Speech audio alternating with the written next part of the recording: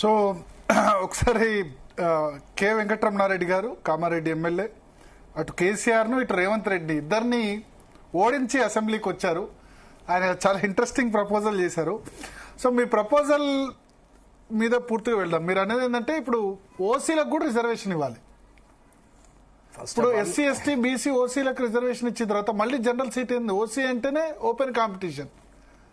So అప్పుడు మీరు ఏమన్నా దాని ఓసీ కాకుండా ఎఫ్సీ ఫార్వర్డ్ క్యాస్ట్ అంటే కరెక్ట్ ఏమో, అంతేనా?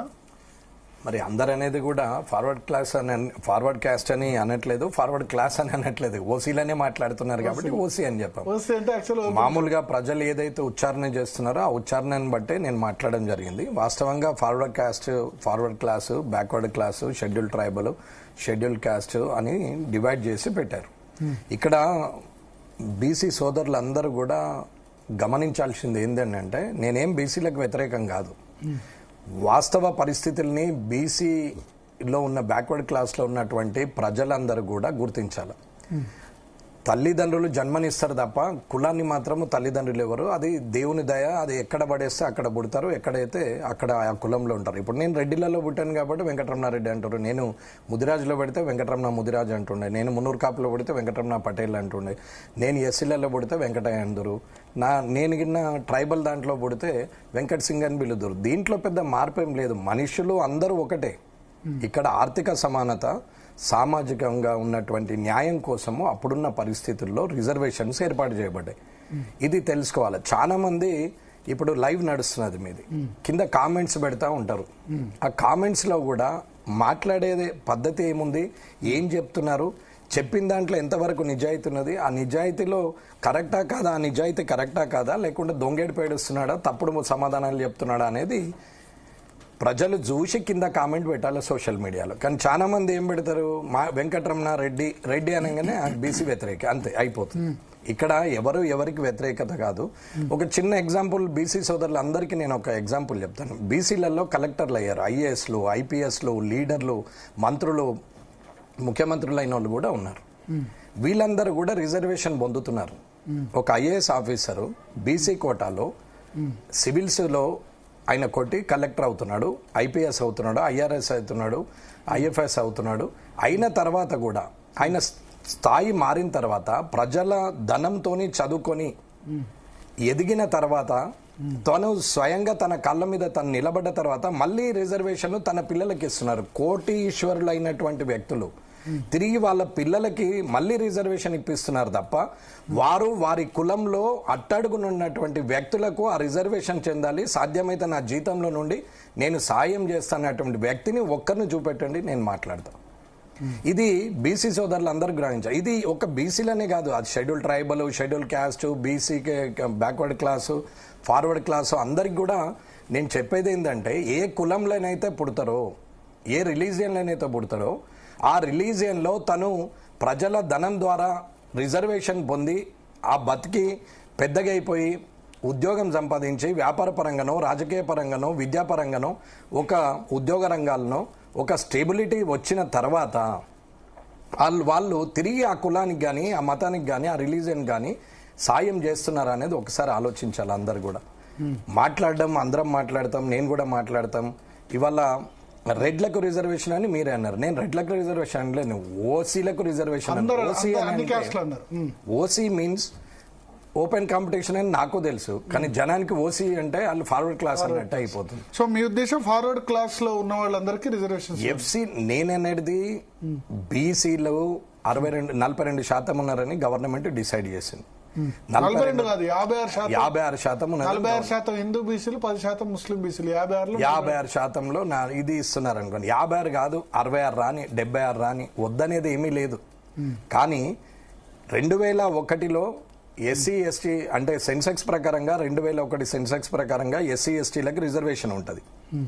2025 ప్రకారంగా బీసీలకు కులగణన చేసినాం కాబట్టి బీసీ రిజర్వేషన్ అని ప్రభుత్వం అంటున్నది. మరి అగ్రవర్ణాల్లో ఉన్న వారికి ఏ సెన్సెక్స్ ప్రకారంగా ఏమి ఇస్తారు? 70 ఏళ్ల మార్పుల కాలంలో ఎలాంటి మార్పు జరగలేదా? మరి 2001 సెన్సెక్స్ ప్రకారంగా ఎస్సీ ఎస్టీలకు అదే రిజర్వేషన్ ఇస్తూ 2025లో కులగణన చేసిన ఈ ప్రభుత్వం ఈ రోజు చేసిన కులగణన ప్రకారంగా బీసీలకు ఇస్తున్నది అంటే నేను అనొద్దు కానీ ఇదొక మళ్ళీ దుమారం లేపినట్టే అవుతుంది. అంటే ఎస్సీ ఎస్టీలకు అన్యాయం జరుగుతున్నట్టే కదా. వారి పాపులేషన్ పెరగలేదా 25 సంవత్సరాల్లో? పెరిగింది కదా. మరి వాళ్ళకు కూడా రిజర్వేషన్ పెరగాలంటే వాళ్ళు పెరిగిన జనాభా ప్రకారంగా వాళ్ళకు కూడా రిజర్వేషన్ అంటే ఇది రాజకీయంగా రాజకీయ నాయకులు ఓటు కోసము ప్రజల్ని పిచ్చోళ్ళని చేస్తున్నారు తప్ప ఇందులో నిజాయితీ ఎక్కడా లేదు అని చెప్తున్నాను. బీసీ సోదరులకు కూడా అందరికీ చెప్తున్నాను. నేను అనేది ఏంటి, ఆర్థికంగా వెనుకబడిన వ్యక్తులకు, సామాజికంగా ఇబ్బందులు ఎదుర్కొంటున్నటువంటి వ్యక్తులకు రిజర్వేషన్స్ చెందడంలో న్యాయం ఉంది. అది ఎస్సీయా ఎస్టీయా బీసీయా అని కాదు.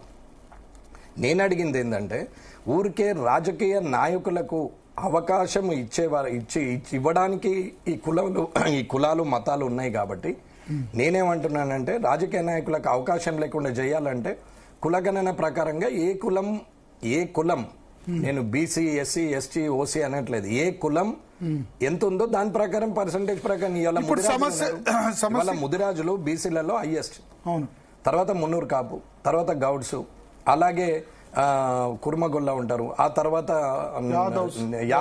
కుర్మగొల్ల యాదవులు ఉంటారు, ఆ తర్వాత చేనేత అంటే పద్మశాలీలు ఉంటారు, ఆ తర్వాత వస్తే ఇట్లానే పెరిగే వాళ్ళు, ఇట్లా చాలా మంది ఉన్నారు. వీళ్ళ కుమ్మరి కమ్మరి నాయ బ్రాహ్మణ విశ్వబ్రాహ్మణ ఇలా చాలా మంది ఉన్నారు. మరి రేపు రానున్న కాలంలో మిగిలింది ఏంటి అంటే కులాల వారిగా రిజర్వేషన్.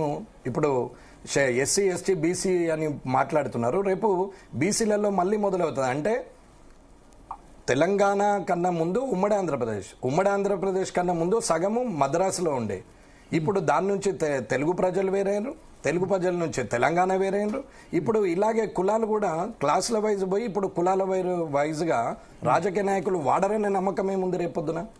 అందుకే నేనేమన్నానంటే రేపొద్దున ఒక 2% ఉన్నటువంటి బ్యాక్వర్డ్ క్లాస్లో ఒక కులం, అదే బ్యాక్వర్డ్ క్లాస్లో ఒక 70% ఉన్నటువంటి ఇంకో కులం మధ్యన రేపు చిచ్చు పెట్టరనే నమ్మకం ఏముంది ఈ రాజకీయ నాయకులు, ఈ పార్టీలు. ఏ పార్టీ అయినా కావచ్చు, నా పార్టీ నీ పార్టీ అనేది నేను మాట్లాడట్లేదు. సమాజంలో ఉన్నటువంటి అసమాన్యతను తొలగించాలా, అది చదువుకున్నటువంటి యువకులు గుర్తించాలని నా తాపత్రయం తప్ప ఇక్కడ ఏదో రెడ్డిలకి ఇవ్వాలా వాళ్ళకి ఇవ్వాలి ఎవరికైనా సరే. ఇప్పుడు నేను ఎమ్మెల్యేగా ఉన్నా, నా కొడుకు కూడా ఏ రిజర్వేషన్ కాదు కదా, కనీసము ఆధార్ కార్డు మన రేషన్ కార్డు కూడా అవసరం లేదు. నేను వ్యక్తిగతంగా నేను చెప్తున్నాను, నాకు రేషన్ కార్డు లేదు, మా నాన్నగారికి కూడా రేషన్ కార్డు లేదు. నేను ఇవాళ ఎమ్మెల్యే ఈ స్టిక్కర్ ఉన్న టోల్ గేట్ దగ్గర నేను ఫాస్టాగ్ మీద వస్తా, ఇది నా నిజాయితీ. ఎగ్జామ్షన్ అయినా నేను ఫాస్టాగ్ మీదనే వస్తా. ఎందుకు అని అంటే అవసరం లేదు, అది ఎవరికైనా ఉపయోగపడాలి, ఎవరికి ఉపయోగపడాలో వారికి ఉపయోగపడాలి. ఫాస్టాగ్ కూడా పెట్టుకునేంత హీన స్థితిలో దుస్థితిలో రాజకీయ నాయకులు లేరు. కొంతమంది టోల్ గేట్ల దగ్గర కొట్టిన సందర్భాలు కూడా కొడతారు, తంతారు. ఇంకా అదంతా ఎందుకండి, ఇచ్చిన టికెట్లు అంటే ఎమ్మెల్యే స్టిక్కర్లు ఇచ్చేది 4, కానీ అవి 40 తయారవుతుంది. బావకు ఉంటుంది, బామ్మర్దికి ఉంటుంది, సుట్టపనికి ఉంటుంది, దోస్తులకు ఉంటుంది, ఫాలోవర్కి ఉంటుంది, సెకండ్ క్యాడర్కి ఉంటుంది. ఎమ్మెల్యే టికెట్లు విచ్చలవిడిగా స్టిక్కర్లు పెట్టేసి టోల్ గేట్ల మీద బతుకుతారు. ఇటువంటి రాజకీయ నాయకులను ఇవాళ ప్రజలు ఎందుకు నమ్ముతున్నారు, వాస్తవికతను ఎందుకు అర్థం చేసుకోవట్లేరు అంటున్నారు. నేను ఇక్కడ ఎవరిని ఏ పార్టీని కించపరుస్తలే, ప్రభుత్వాన్ని కించపరుస్తలేను. ఇది ఎంత దూరం పోతుంది? సరే పాపులేషన్ ప్రకారంగానే మాట్లాడారు. ఇదే దాంట్లో రేపొద్దున పాపులేషన్ ఎంత పెంచుకుంటే అంత రిజర్వేషన్లు వస్తాయని ఆయన మనం పాపులేషన్ పెంచాలంటే మరి దేశం ఎటుపోతుంది? బాధ్యతారహితమైన వ్యతిరేకిస్తున్నారు. అసలు కులరహితం అనేది టీవీలలో ఇస్తారు. కులం అడిగిన వాడు అడ్డగాడిదాన్ని మాట్లాడతారు, కట్నం తీసుకున్నవాడు అడ్డగాడిదాన్ని ఎట్లయితే పెడతారో కులరహిత సమాజం ఉండాలనే కోరుకుంటారు. నేను కూడా కులరహితమే ఉండాలి, అలాగే రిజర్వేషన్ లేకుండానే ఉండాలి. టాలెంట్ కు పెద్దపీట వేయాలి తప్ప టాలెంట్ ను వదిలేసి ఎంతసేపు రిజర్వేషన్ అంటే ఇవాళ నేను నంబర్ ఆఫ్ కలెక్టర్స్ చూపిస్తాను. నేను ఎస్సీ ఎస్టీ బీసీలకి వెళ్ళి వచ్చిన వాళ్ళను, ఓసీలలో కూడా కలెక్టర్స్ ఉన్నారు, లేరని అంటే ఓపెన్ కాంపిటీషన్ అంటే ఫార్వర్డ్ క్లాస్లలో కూడా ఉన్నారు, లేరని నేను అనట్లేదు. కానీ ఇవాళ ఎస్సీ ఎస్టీ బీసీ నుంచి వచ్చి కోట్లకు పడగలెత్తి ఇవాళ పిల్లలకి బిఎండబ్ల్యూలు మెర్సిడెస్లు పెద్ద రేస్ కార్స్ను కొనిచ్చి 20 ఏళ్ళు 25 ఏళ్ళు ఉన్న పోరల్ని అలా తిప్పుకుంటూ హయ్యర్ అఫీషియల్స్ ప్రభుత్వంలో ఉన్నాం మనకేం అడ్డం లేదనుకునేటువంటి వ్యక్తులందరూ కోటాను కోట్లు సంపాదించిన తర్వాత మళ్ళీ రిజర్వేషన్ అని మాట్లాడతారు వాళ్ళు కూడా. అసలు రిజర్వేషన్ దేనికి ఏర్పడ్డది? అంటే ఇప్పుడు రిజర్వేషన్ ఆర్థిక ఆధారంగా కాదు కదా, సామాజిక వెనుకబాటు ఆధారంగా రిజర్వేషన్స్ ఇచ్చారు, ఆర్థిక పరంగా కాదు కదా రిజర్వేషన్. సామాజిక వెనుకబాటు అంటే ఆర్థిక స్తోమత లేదు కాబట్టి సామాజికంగా వెనుకబడ్డారు, కాబట్టి సామాజిక వెనుకబాటు మీదనే ఇచ్చారు. ఇవాళ కుల వృత్తులను ఆధారం చేసుకొని ఇవాళ రిజర్వేషన్స్ పెట్టారు. నేను అన్నది లేని కులాలు కూడా రిజర్వేషన్స్ వచ్చినాయి. అవి ఆర్థిక సమానత లేనప్పుడు, సామాజికంగా వెనుకబడినప్పుడు, బ్రతకడానికి అవకాశాలు లేనప్పుడు, పెత్తందారి వ్యవస్థ ఉన్నప్పుడు, భూస్వాములు ఉన్నప్పుడు, పటేల్ పట్వారీలు ఉన్నప్పుడు, 100 ఎకరాలు ఒక్కరి మీదనే నడుస్తున్నప్పుడు, ఒకడే వ్యవసాయం చేస్తే 100 మంది కూలీలుగా ఉన్నటువంటి సందర్భంలో మార్పులు చేర్పులు జరిగినాయి. మానేడు ఎన్టీ రామారావు గారు పటేల్ పట్వారీ వ్యవస్థ తీసేసి రెవెన్యూ వ్యవస్థ తీసుకొచ్చినటువంటి వ్యక్తి. ఆయన తీసుకొచ్చినాక రాజకీయంగా విపరీతమైన మార్పులు వచ్చినాయి. గ్రామాల్లో రాజకీయం అంటే తెలిసింది. అప్పటి వరకు ఒక్కడి పెత్తనమే నడిచేది ఊర్లలో. ఎన్టీ రామారావు గారు వచ్చిన తర్వాత ఒక్కడి పెత్తనం నుంచి డైవర్షన్ అయిపోయింది, అంతా సాగ్రిగేట్ అయిపోయింది, పవర్ అంతా డీసెంట్రలైజ్ అయింది. కానీ అది మంచికి జరిగింది. కానీ అప్పుడు ఏర్పాటు చేసినటువంటి రిజర్వేషన్లలో ఎవరైతే ఉన్నతంగా బాగా డబ్బులుండి సామాజికంగా అన్ని వెసులుబాట్లు ఉన్నటువంటి వ్యక్తులను అగ్రవర్ణాలని కుల వృత్తులు చేసుకుని వెసులుబాటు లేక, ఆర్థిక స్తోమత లేక, సామాజిక వెనుకబడిన వర్గాలను కుల వృత్తులను ద్వారా కొన్ని ఏరియాస్లో పెట్టేసి వాళ్ళు బ్యాక్వర్డ్ క్లాస్లని పూర్తిగా జీవనానికి ఇబ్బంది, తినడానికి ఇబ్బంది అయినటువంటి వ్యక్తులను తీసుకొచ్చి కూలీ పనులు తప్ప వేరే చేయలేని వాళ్ళకి రిజర్వేషన్ ఇవ్వడం వల్ల వారు చదువుకుంటారు, ఆర్థికంగా బాగుపడతారు, రేపు పొద్దున వారికి అవకాశం ఉంటుందని అంబేద్కర్ గారు కొన్ని సంవత్సరాలు మాత్రమే పెట్టారు.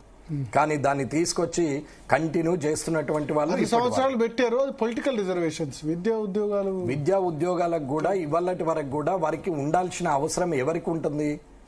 ఒక్కసారి ఇప్పుడు నేను అన్నటువంటి ఉద్యోగాలు సంపాదించుకొని ఇవాళ డబ్బులు ఆర్థికంగా సామాజికంగా వాళ్ళు ఉన్నత స్థితిలో ఉన్నప్పుడు తిరిగి రిజర్వేషన్ ను వాడుకోవడం తప్పు అని నేను అంటున్నాను. రెడ్డి రిజర్వేషన్ ఇవ్వడం ద్వారా విద్యా ఉద్యోగాలు, ఫార్వర్డ్ క్లాస్ రిజర్వేషన్స్, ఎలాంటి అవకాశం అంటే ఎలాంటి మార్పులు వచ్చే అవకాశం ఉంది అనుకుంటారు? రెడ్డి రిజర్వేషన్ ఇవ్వమని అనట్లేదు, కుల గణన అని అన్నారు. ఏ కులంలో పుట్టిన వాడికి సంఖ్యను బట్టి దాని ప్రకారమే రిజర్వేషన్ ఇవ్వమని చెప్పిన నా డైలాగ్లో క్లియర్గా ఉంది. నేను క్లియర్గా మాట్లాడినా. వాళ్ళు ఎంత అన్ని టీవీల వాళ్ళు ఎంత టెంప్ట్ చేసి మాట్లాడినా క్రిస్పీ మాట్లాడే నాయకులు వేరే ఉంటారమ్మా. నేను మాట్లాడాల్సిన అవసరం లేదు. నేను టెం గాను. నేను మాట్లాడేది లాజికల్గానే మాట్లాడుతున్నా. మీరు కావాలంటే అర్థం చేసుకోండి. ఇంత ధైర్యంగా మాట్లాడుతున్నా అంటే తెలియకుండా పిచ్చి పిచ్చి మాట్లాడే వ్యక్తిని కాదని కూడా చెప్పడం జరిగింది. సరే, అది నేననేది ఏంటంటే ఏవైతే కులాలలో ఎక్కడైతే అసమానత ఉన్నదో దానికి రిజర్వేషన్లు ఉండాలి. కానీ అందులో కూడా కోటాను కోట్లు సంపాదించి ఆర్థికంగా ఉన్న వాళ్ళు ఉన్నారు. ఎస్సీలలో కూడా ఇవాళ బిల్ గేట్స్ ఉన్నారు. ఇప్పటి వరకు కూడా చాలా మంది ఉన్నారు డబ్బులు ఉన్న వాళ్ళు. ఇవాళ వాస్తవానికి ప్రస్తుత రాజకీయంలో ప్రస్తుత శాసనసభ చూస్తే కూడా ఎస్సీలలో కోటాను కోట్లు సంపాదించుకున్న ఆస్తులు ఉన్న వాళ్ళు ఉన్నారు, బీసీలు ఉన్నారు, పేర్లు అవసరం లేదు, ఓసీలలో కూడా ఉన్నారు. ఇది నేననేది ఏంటంటే ఇవాళ ఆ పరిస్థితి ఏ పరిస్థితికి అనుగుణంగా లేదో జీవితం, ఆ జీవితానికి రిజర్వేషన్ ఉండాలని అన్నారు. కానీ ఇవాళ అన్ని అనుభవిస్తూ సంవత్సరానికి నెలకి లక్షల రూపాయల జీతం తీసుకునే వ్యక్తి కూడా ఇవాళ రిజర్వేషన్ అంటే ఇవాళ రోడ్డు మీద కూలీ చేసుకునే వ్యక్తులు కూడా ఉన్నారు అదే బీసీలలో. మరి వాళ్లకు ఇబ్బందులు అవుతున్నాయి అనేది నా వాదన. ఇది అర్థం చేసుకోవాలా. కానీ ఎంతసేపు ఒక చిన్న మాట అండి, మీకు నాకు కష్టం వచ్చింది అప్పుడు నాకు రెడ్డి కులం జ్ఞాపకం వస్తుంది, ఇంకొకరికి కష్టం వస్తుంది అప్పుడు గౌడ కులం వ్యాధికి వస్తుంది, ఇంకొకరికి కష్టం వస్తుంది నేను ముదిరాజు కులం అంటారు, ఇంకొకరికి కష్టం వస్తుంది నేను మాల అంటారు, ఇంకొకరికి మాట రాగానే మాదిగా అంటారు. వారికి కష్టం వచ్చినప్పుడు అప్పర్ స్టేజ్లో ఉండి ఆర్థికంగా మధ్యతరగతి కన్నా పై స్థాయిలో కాదు ఉన్నత స్థాయిలో ఉన్నటువంటి వ్యక్తులకు కష్టం వచ్చినప్పుడు తప్ప కులం జ్ఞాపకం రాదు. ఆ కులం పేరు చెప్పుకొని మళ్ళీ రాజకీయం చేస్తుంటే ఎంతవరకు ఇది కరెక్టు? ప్రజలు పిచ్చోళ్ళ వాళ్ళు. ఇవాళకి ఎస్సీల రోడ్డు మీద వంటకు ఇబ్బంది పడే పరిస్థితి ఉన్నది. ఇల్లు లేని వాళ్ళు ఉన్నారు, కైకిల్ బయట వాళ్ళు ఉన్నారు, ల్యాండ్లెస్ పీపుల్ ఉన్నారు, హౌస్లెస్ పీపుల్ ఉన్నారు. చాలా మంది ఇబ్బందులు పడుతూ ఉన్నారు. విద్యా వైద్యము ఫ్రీ ఇవ్వక, వారు చదువుకోవడానికి అవకాశం లేక, పేమెంట్ మోడ్లో ప్రైవేట్ స్కూళ్ళలో పోలేక చాలా మంది రోడ్ల మీద పడి బతుకుతున్నటువంటి షెడ్యూల్ క్యాస్ట్ వాళ్ళు చాలా మంది ఉన్నారు. బ్యాక్వర్డ్ క్లాస్లలో కూడా ఇల్లు లేని వాళ్ళు కూడా చాలా మంది ఉన్నారు.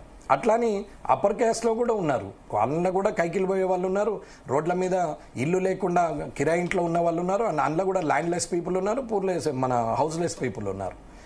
ఎక్కడైతే ఏదైతే లేదో వారికి సో అది రిజర్వేషన్లు ఇవ్వడానికి ప్రయత్నం పూర్తిగా చేయాలి. వర్గీకరించి ఎకనామిక్ ఆధారంగా ఆర్థిక పరంగా మొత్తం రిజర్వేషన్ సిస్టమ్ బాగుంటుందా మీరు చెప్పిన దాని ప్రకారం? Economic status first economic status ప్రకారంగా రిజర్వేషన్స్ ఇస్తే ఎవరైతే ఇప్పుడు మామూలుగా ఈడబ్ల్యూఎస్ తీసుకుందామండి, ఈడబ్ల్యూఎస్ తీసుకుందాం, 8 lakhs లిమిట్ పెట్టారు. సో ఎలిజిబుల్ ఎవరు దానికి? 8 లక్షల ఆదాయం కన్నా లోపల ఉన్న వాడికే ఎలిజిబుల్. ఎంతమంది ఉంటారు అట్లా ఫార్వర్డ్ క్లాసులు? ఆ ఉన్న వాళ్ళకే ఎలిజిబిలిటీ వస్తున్నది. దాన్ని వ్యవసాయం చేసేవారు. రిజర్వేషన్స్ బీసీలు వ్యతిరేకిస్తున్నారు. నేను అనేది చాలా అది లిమిట్. నేను అనేది మీకు అర్థం కావట్లేదు. వీళ్ళు వ్యతిరేకిస్తున్నారా వాళ్ళు వ్యతిరేకిస్తున్నాను కదా. దానికి ఒక స్లాబ్ నిర్ణయించారు. ఇంతకన్నా బిలో ఉన్న వాళ్ళకి ఈ స్కీమ్ ఎలిజిబిలిటీ అవుతుంది. రిజర్వేషన్ కూడా అదే పెట్టండి. ఆర్థికంగా సంవత్సరానికి ఇన్ని లక్షల రూపాయల ఆదాయం ఉన్నటువంటి వ్యక్తికి ఆ రిజర్వేషన్ ఉండదు. ఓసీలలో కన్వర్ట్ అవుతారు. వాళ్ళు ఓపెన్ కాంపిటీషన్లో ఉండాలి. ఓపెన్ కాంపిటీషన్లో ఉండాలి. నాట్ ఫార్వర్డ్ క్లాస్, ఓపెన్ కాంపిటీషన్లో ఉండాలి. ఒక కోటీశ్వరుడు కూడా ఇలా రిజర్వేషన్ ఎలిజిబుల్ అవుతూ పోతుంటే అనామకుడు కాంపిటీషన్లో తట్టుకోలేక, ఎగ్జాంపుల్ చెప్తాను, ఒక కలెక్టర్ కొడుకు, ఒక ఎస్పీ కొడుకు, ఐఏఎస్ ఐపీఎస్ వాళ్ళ కొడుకులు సివిల్ గ్రూప్లో వచ్చిన వాళ్ళు, లేదా ప్రభుత్వ ఉద్యోగులు, లేదా రాజకీయ నాయకులు, లేదా వ్యాపారస్తులు, వారు ఆర్థికంగా ఎదిగి ఉన్నారు. వారి పిల్లల్ని ప్రైవేట్ స్కూల్లో చదివిస్తారు, ప్రైవేట్ కాలేజీలో చదివిస్తారు. ఉద్యోగంకి వచ్చేసరికి రిజర్వేషన్ అంటారు. ఇక్కడ లేనివాడు గవర్నమెంట్ స్కూల్లో చదివించుకోవాలా? అయితే ఒక రెస్ట్రిక్షన్ పెట్టాలంటారా? గవర్నమెంట్ స్కూల్లో చదివించుకొని తిరిగి కాంపిటీషన్కి వచ్చేసరికి ప్రైవేట్ స్కూల్లో చదివి ఎక్కడెక్కడో చదివి తండ్రికి ఉన్నటువంటి సౌలభ్యాలను అనుగుణంగా మార్చుకొని రేపు ఆ కాంపిటీషన్లో ఎవరు నెగ్గుతారండి? బీదవాడు నెగ్గుతాడా, ఉన్నవాడు నెగ్గుతాడా? ఒకే కులంలోది చెప్తున్నా నేను. ఏదో ఒక కులం తీసుకోండి, ఒక కులంలో ఉన్నవాడు నెగ్గుతాడా, లేనివాడు నెగ్గుతాడా? అంటే కాదు, ఇప్పుడు నేను చెప్పేది ఏంటంటే మీరు రిజర్వేషన్లు కలెక్టర్లు వాళ్ళ కొడుకులు అన్నప్పుడు రిజర్వేషన్ ఒక తరం అనుభవిస్తే రెండో తరం అనుభవించొద్దని అట్లా రెస్ట్రిక్షన్ పెట్టాలా? నేను అనేది ఒక తరం అనుభవిస్తే రెండో తరం అనుభవించద్దనే రిస్ట్రిక్షన్ ఏమీ లేదు. ఎలిజిబిలిటీకి లిమిటేషన్ ఉండాలి. ఆర్థిక స్థాయి దాటిన వాడికి ఆ రిజర్వేషన్ అవసరం లేదు. బిలో పావర్టీ లైన్ లో ఆ రిజర్వేషన్ ఎలిజిబుల్ ఉండాలి తప్ప ఎబో పావర్టీ లైన్ లో ఎలిజిబుల్ ఉండడానికి వీల్లేదన్నది నా వాదన. ఓకే, ఏపీఎల్ ఉన్న వాళ్ళకి అవసరం లేదు. బట్ మరి ఈడబ్ల్యూఎస్ రిజర్వేషన్ కూడా 8 లక్షలు అంటే ఆదాయం చాలా ఎక్కువ కదా. నెలకి దాదాపు 70,000 ఆదాయం ఉన్నవాడికి కూడా ఎలిజిబిలిటీ ఉంటుంది. అది కూడా ఎక్కువనే నేనే చెప్తున్నా. 65,000 కంటే ఎక్కువ ఆదాయం నెలకు 60,000 ఉన్నోడికి ఈడబ్ల్యూఎస్ కూడా అవసరం లేదు అంటున్నా. నేనే చెప్తున్నా కదా. అది ఏమన్నది ఫార్వర్డ్ క్లాస్ నేను కూడా చెప్తా, తప్పే కదా. నెలకు 10,000, 20,000, 30,000 సంపాదించుకొని రోజు 1,000 రూపాయల కూలిపోయే వ్యక్తి ఎవరైనా ఉండి ఇబ్బంది పడితే అప్ టు 50,000 వరకు ఇట్స్ ఎలిజిబుల్ ఫర్ దట్. కానీ మరి 50,000 నెలకు సంపాదించుకుని అది వాళ్ళకి ఇప్పుడు 50,000 తీసుకొని హైదరాబాద్ లో వచ్చి ఉంటే ఏం మిగులుతుందో మీకు తెలుసు. కానీ అదే టౌన్ లో, మున్సిపల్ టౌన్లలో 50,000 జీతాలు ఉండే వాళ్ళు ఉండరు. సో ఊర్లలోకి పోతే 10,000 ఉన్నవాడు కూడా హ్యాపీగా బతుకుతాడు. ఇక్కడ ఎకానమీ జోన్ ను బట్టి లివింగ్ స్టైల్ ఉంటుంది. ఆ లివింగ్ స్టైల్ ను బట్టి ఆ ఎకానమీ ఎక్స్పెండిచర్ ఏముంటుందో చూసుకోవాలనేది నేను అంటున్నాను. ఓకే, సో ఇప్పుడు మీరు అన్నది వాదనలో ఒకటి ఉంది, ఎవరి జనాభా వాటా ప్రకారం వాళ్ళకి రిజర్వేషన్స్ ఇవ్వాలి, అంతేనా? ఎవరి జనాభా వాటా ప్రకారము వారికి రిజర్వేషన్ ఇస్తామన్నారు కాబట్టి ఇవ్వమని అంటున్నా. కానీ ఎవరి జనాభా వాటా ప్రకారం అందరికి ఇచ్చిన తర్వాత 100% అయిపోతుంది. అప్పుడు జనరల్ సీట్ ఎక్కడ ఉంటుంది? ఉండదు కదా. 50% స్లాబ్ పెట్టి 50%కే బ్రేక్ ఇచ్చేసి 50%లేనే అన్నప్పుడు జనాభా ప్రకారంగా వానికి 10% వచ్చింది అనుకుందాం. 100% చేసినప్పుడు 20 వస్తుంది. If it is open competition, OC 50% open competition లో ఉంది అంటే 10% వస్తుంది. ఒకవేళ లేదు 100% ఇస్తాం. 50% పెట్టాలి, అట్లే ఉంచి మిగతా అందరూ ఓపెన్ కాంపిటీషన్. ఇప్పుడు అదే నడుస్తుంది కదా, 50% ఉండి మిగతా ఓపెన్ కాంపిటీషన్. నేను అనేది అది కూడా కరెక్టే. ఇప్పుడు ఉన్నది అది. కానీ ఇప్పుడు జరుగుతున్నది ఏంటి? కులగణన జనాభా ప్రాతిపదికన ఇస్తామంటున్నారు కదా. ఇప్పుడు బీసీలలో కూడా బీసీ సోదరులు అందరు గ్రహించాల్సింది ఏంటంటే ఎవడికి అవసరం వచ్చినప్పుడు అప్పుడు ఈ నినాదం ఎత్తుకుంటున్నారు తప్ప నిజంగా చేయాలనే ఉద్దేశం మీదే ఈ నినాదం నడుస్తున్నదా అనేది ఒక్కసారి అందరూ కూడా ఆత్మవిమర్శ చేసుకుంటే అందరికీ అర్థమవుతుంది. అది ఏదైనా కావచ్చు. ఇప్పుడు రెడ్డి సంఘాలు ఉన్నాయి, రెడ్డి జాగృతి అంటారు, రెడ్డి సంక్షేమం అంటారు, ఇంకోటి అంటారు, ఇంకోటి అంటారు. వీళ్ళందరూ పోయి ఎక్కడైనా సరే ఒక లేని పేదరెడ్డికో, పేద బ్రాహ్మడికో, పేద వైశ్యుడికో, ఎక్కడైనా ఏ కులంలోనైనా ఎవరైనా సరే వీళ్ళు వెళ్ళి ఒక లేనివాడి చదువులకు డబ్బులు ఇచ్చారా, లేకుంటే పెళ్లిళ్లకు కనీసం సాయం చేశారా, ఆడపిల్ల పెళ్లి చేయడానికి సాయం చేశారా? ఇప్పుడు వైశ్యులం, ఆర్యవైశ్యులం అని చెప్తారు కోమట్లు. మరి వాళ్ళు పోయి ఎక్కడెక్కడ ఏమేమి సాయం చేస్తున్నారు? లేనివాడు ఇప్పటి వరకు కూడా లేని వాళ్ళు చాలా మంది జీతాలు వండుకుంటూ బతుకుతున్న ఆర్యవైశ్యులు ఉన్నారు, అట్లాగే రెడ్డిలు ఉన్నారు. బ్రాహ్మణులకైతే పరిస్థితి అది గుళ్ళు తప్ప వేరే పరిస్థితి లేదు. ఇది జరుగుతున్నది.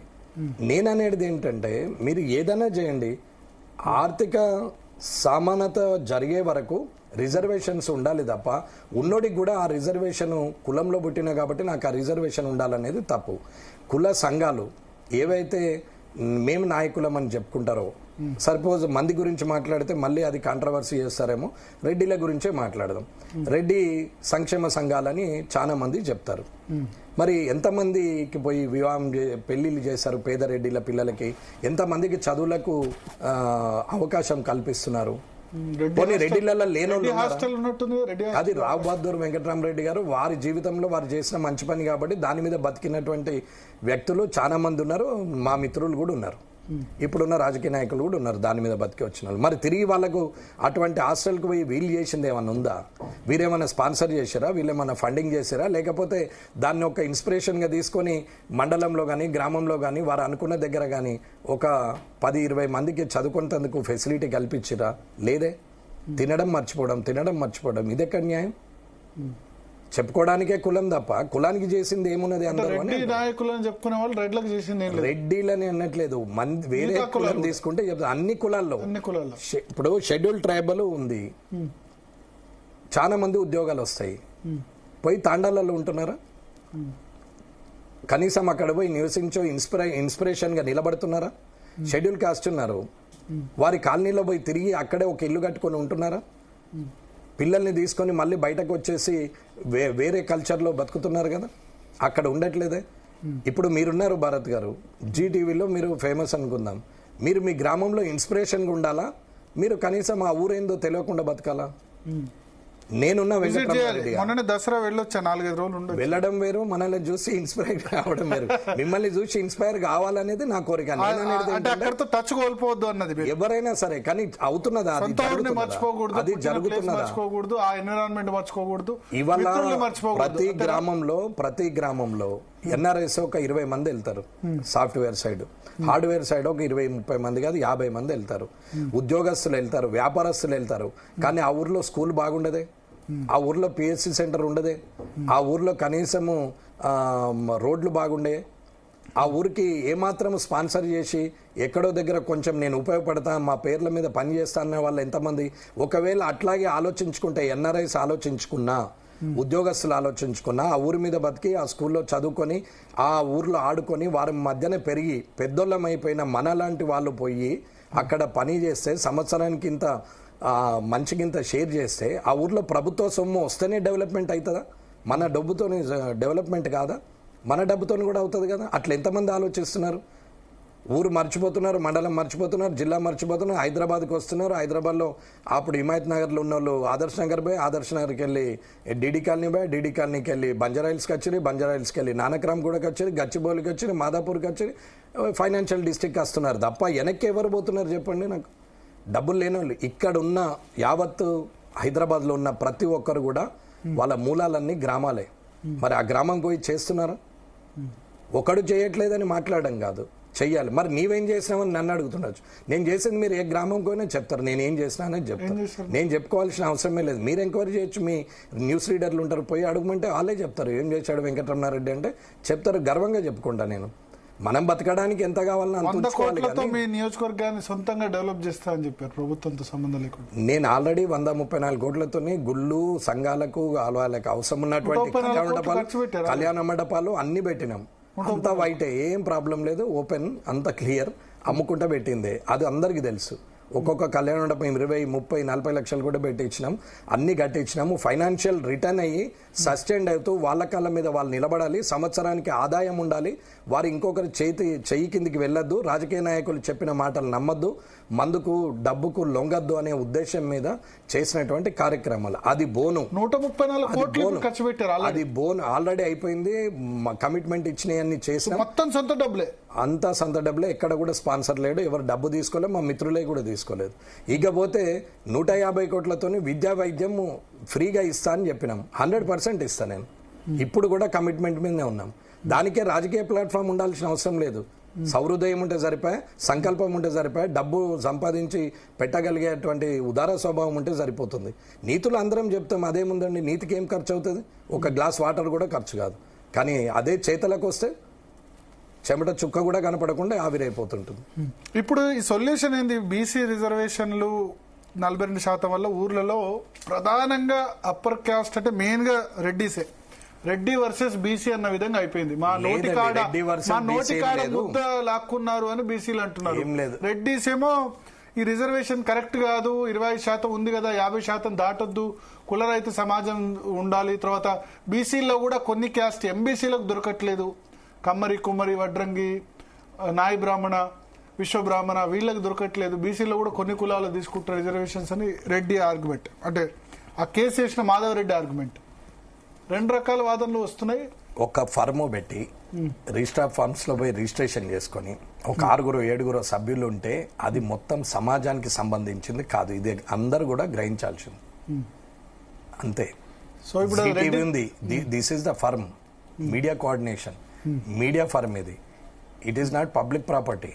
ఇది పబ్లిక్ కన్వే చేస్తుండడానికి ఉంది, కానీ పబ్లిక్ ను పోయి సర్వీస్ చేయడానికి పెట్టలేదు ఇది. This is not society, this is not trust. అలాగే వీళ్ళందరూ కూడా ఏ సంఘమన్నా కానివ్వండి, ఏ సంఘం అనేది కానివ్వండి, అది ఫార్వర్డ్ క్లాసులనా, బ్యాక్వర్డ్ క్లాసులనా, లేకుంటే షెడ్యూల్ క్లాసులనా, లేకుంటే ట్రైబల్స్నా అనేది నేను అనట్లేదు. ఏ సంఘమైనా ఏదైతే కులం మొత్తానికి రిప్రజెంటేటివ్ కాదు, ఆ కులానికి ఏం చేసిరో ఒక్కసారి బహిర్గతం చేయమనండి. సో రెడ్డి జాగృతి కరెక్ట్ కాదు, బీసీ జేఏసీ కరెక్ట్, ఎవరన్నా కానీ ఆ కులానికి ఏం చేసిరో చెప్పమని చెప్పండి. కులంలో అవేర్నెస్ ఏం తెచ్చారు? కులాల భవనాలు కట్టారు కదా ఇప్పుడు కేసీఆర్ ఇచ్చిన చాలా చోట్ల. ఎక్కడ చూడండి, ఆత్మగౌరవం ఎవరి కోసం అది? ఎవరికి? కోకాపేట ఎవరిది? ఎవరి కోసం ఉంది? ఒక సామాన్యుడు కోకాపేట వస్తాడా?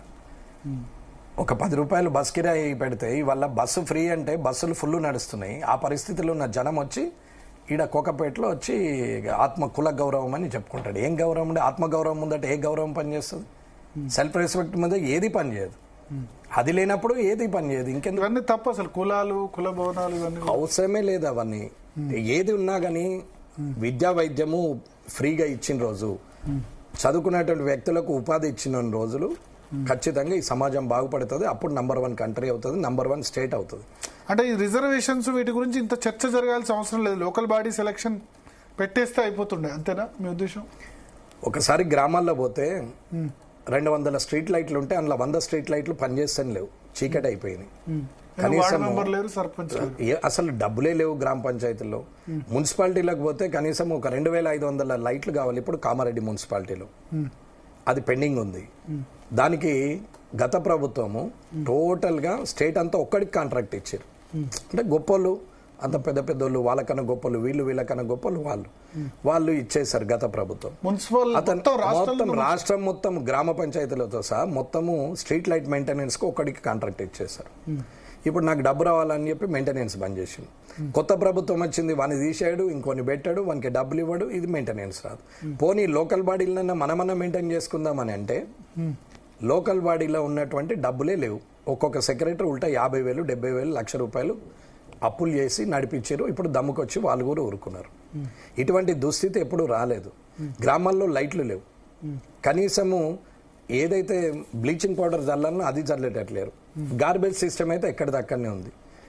వాళ్ళైతే కార్మిక సోదరులకైతే డబ్బులే ఇస్తలేరు కాబట్టి ఎవరు పని చేయట్లేదు, జీతాలు లేవు. ఈ పరిస్థితి అవసరం అండి? ఇది అర్థం చేసుకోరా? జనానికి అవసరం లేని పని ఇది. ఇప్పుడు కేంద్రం నుంచి వచ్చే నిధులు ఆగిపోయినాయి.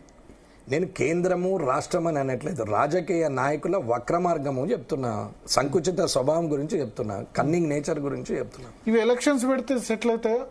ఎలక్షన్స్ పెడితే ఎందుకు సెటిల్ కావు? రావాల్సినటువంటి ఫండింగ్ వస్తుంది, అడ్మినిస్ట్రేషన్ సెటిల్ అవుతుంది, అన్ని నడుస్తాయి. ఇప్పుడు మీరు సర్పంచ్ వార్డు మెంబర్ మీద వేసుకొని చేస్తారు.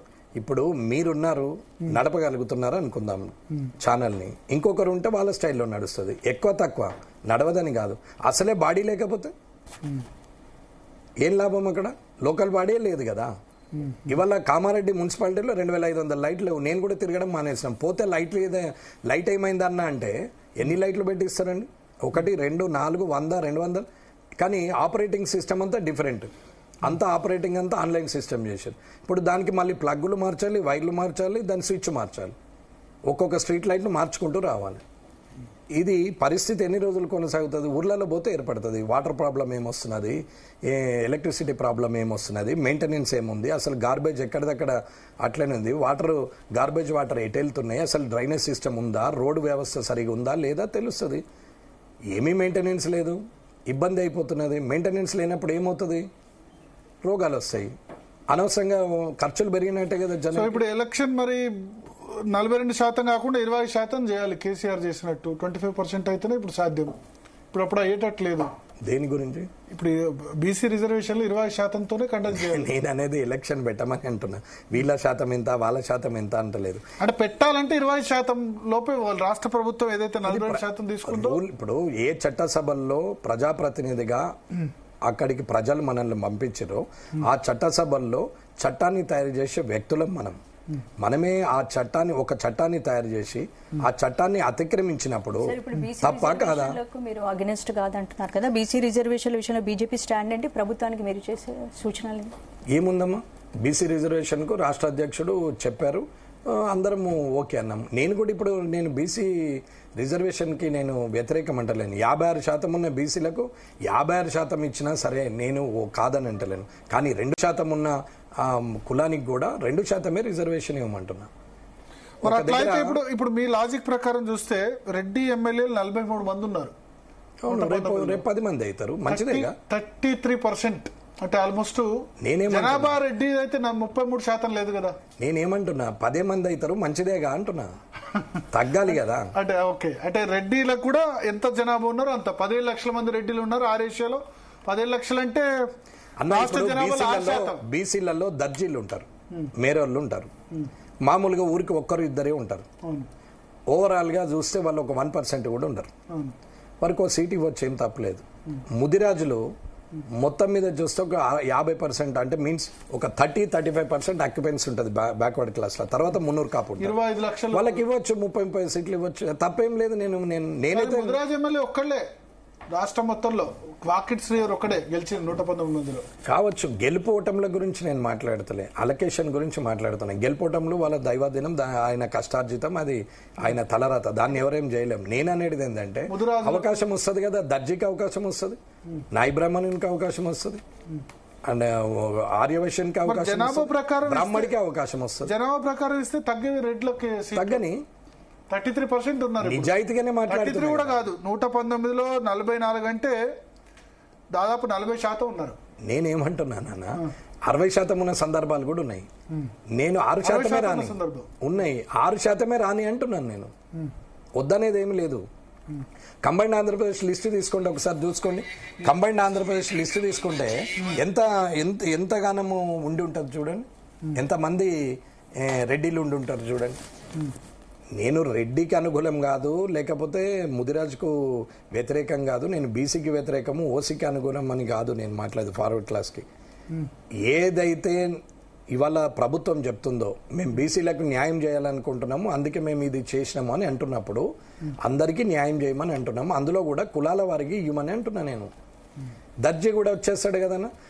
సరే, నేను అన్న దాంట్లో లాజిక్ ఉంది, అది ప్రజలు కూడా అర్థం చేసుకోవాలి, మీరు కూడా అర్థం చేసుకోవాలి. దర్జీకి ఒక సీట్ వస్తే రిజర్వేషన్ అయితే అందులో ఎవరు పోటీ చేస్తారు? అన్ని పార్టీల నుంచి దర్జీయే కదా, సమానంగానే ఉంటది కదా, గెలవచ్చు. కానీ ఓపెన్ కాంపిటీషన్ పెడితే ఒక దాంట్లో రెడ్డి వచ్చే, ఒక దగ్గర దర్జీ వచ్చే, ఒక దగ్గర మైనార్టీ వచ్చే, మళ్ళీ కుల వివక్ష తెచ్చి మళ్ళీ మొదలు పెట్టారు. కాబట్టి ఓపెన్ కాంపిటీషన్ లో ప్రాబ్లమే కదా.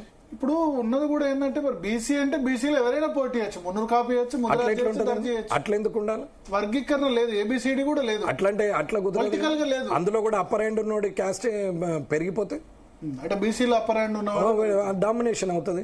ఇప్పుడు అగ్రవర్ణాలలో రెడ్డిల డామినేషన్ లేదా?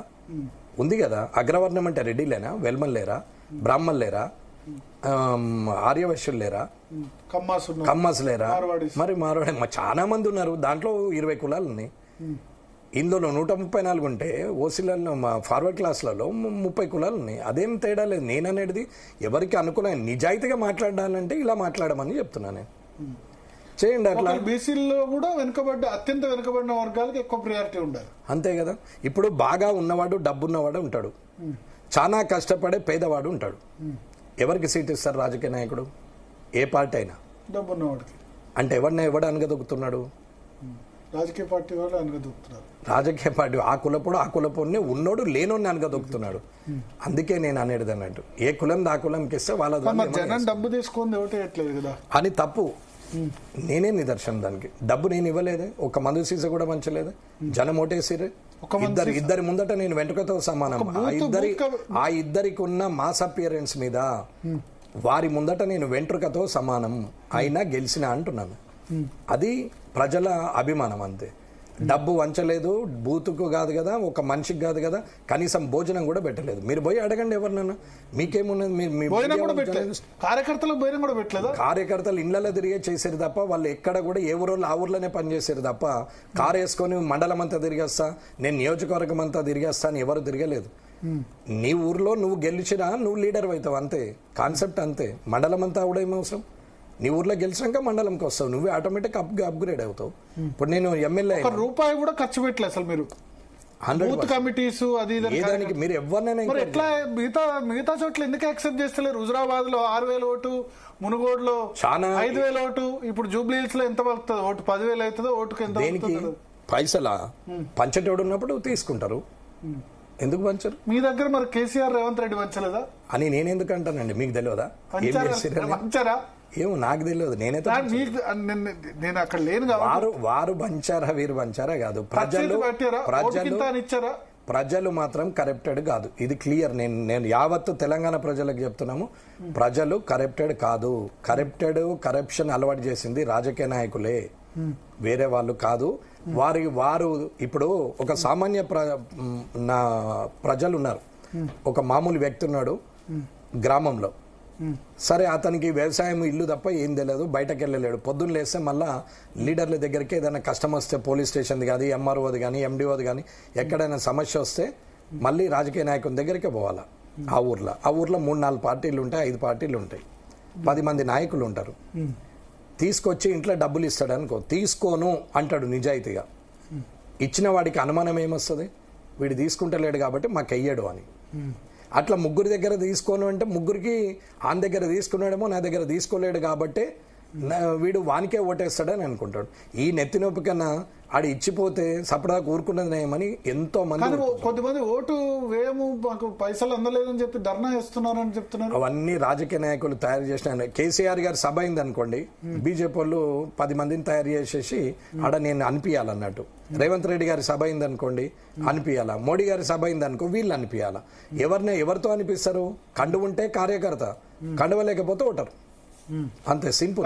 పోలింగ్ రోజు ఓటరు ధర్నా చేసి మాకు పైసలు అందలేదని చెప్పి ధర్నా చేసే సందర్భం. రాజకీయ నాయకులు చేసే కుయుక్తులు ఇవి, లక్షణాలే ఇటువంటి లక్షణాలు ఉన్నాయి వాళ్ళు. మీరు రూపాయి పంచకుండా అవతల కేసీఆర్ రేవంత్ రెడ్డి ఖచ్చితంగా పొలిటికల్ పార్టీస్ వాళ్ళు కాబట్టి పంచారు. ఆయన ఎట్లా గెలిచారు? మెజార్టీ ఎంత? 17,000 కదా? లేదండి, 14,000 రేవంత్ రెడ్డి గారి మీద, 7,000 కేసీఆర్ గారి మీద.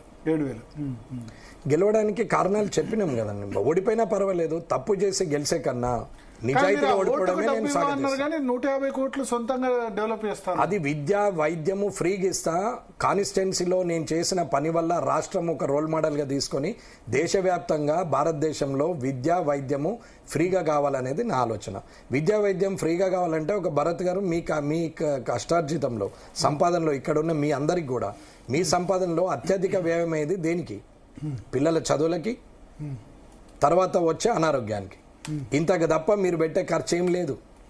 కాదు కూడా ఎంత పెడదామన్నా ఖర్చు కాదు. మీకు కావాలంటే చూపిస్తాను నేను. ఆ రెండింటికి తప్ప మీరు ఖర్చు పెట్టి చూడండి, 2-3 రోజుల్లో అల్ప వస్తుంది. ఏం తింటాం హోటల్లో, ఏ హోటల్ పోతాం, ఇంట్లో అనుకొని పప్పన్నం తిందామంటాం. బిర్యానీకి రోజు పోరు, ఖచ్చితంగా 4 రోజులకు బంద్ అయిపోతాం. కానీ అదే మందు మాత్రం ఎంతైనా తాగుతున్నారు, అది కూడా బంద్ అయిపోతుంది. ఇది ఫ్రీ బీజులు అలవాటు చేసి ఊర్లో కష్టపడి ఒళ్ళు నొప్పులతో దాగిన వ్యక్తికి బల్పెక్కి బాగా డబ్బులు ఎక్కాయి స్టేటస్ కోసం పబ్బులలో దాగే వ్యక్తికి పొంతనే లేదు. ఆ పొంతనే చెయ్యొద్దు, అది తప్పు. కానీ కష్టపడిన వాళ్ళు కూడా, యువత కూడా సాయంత్రం అయితే అదైపోతుంది.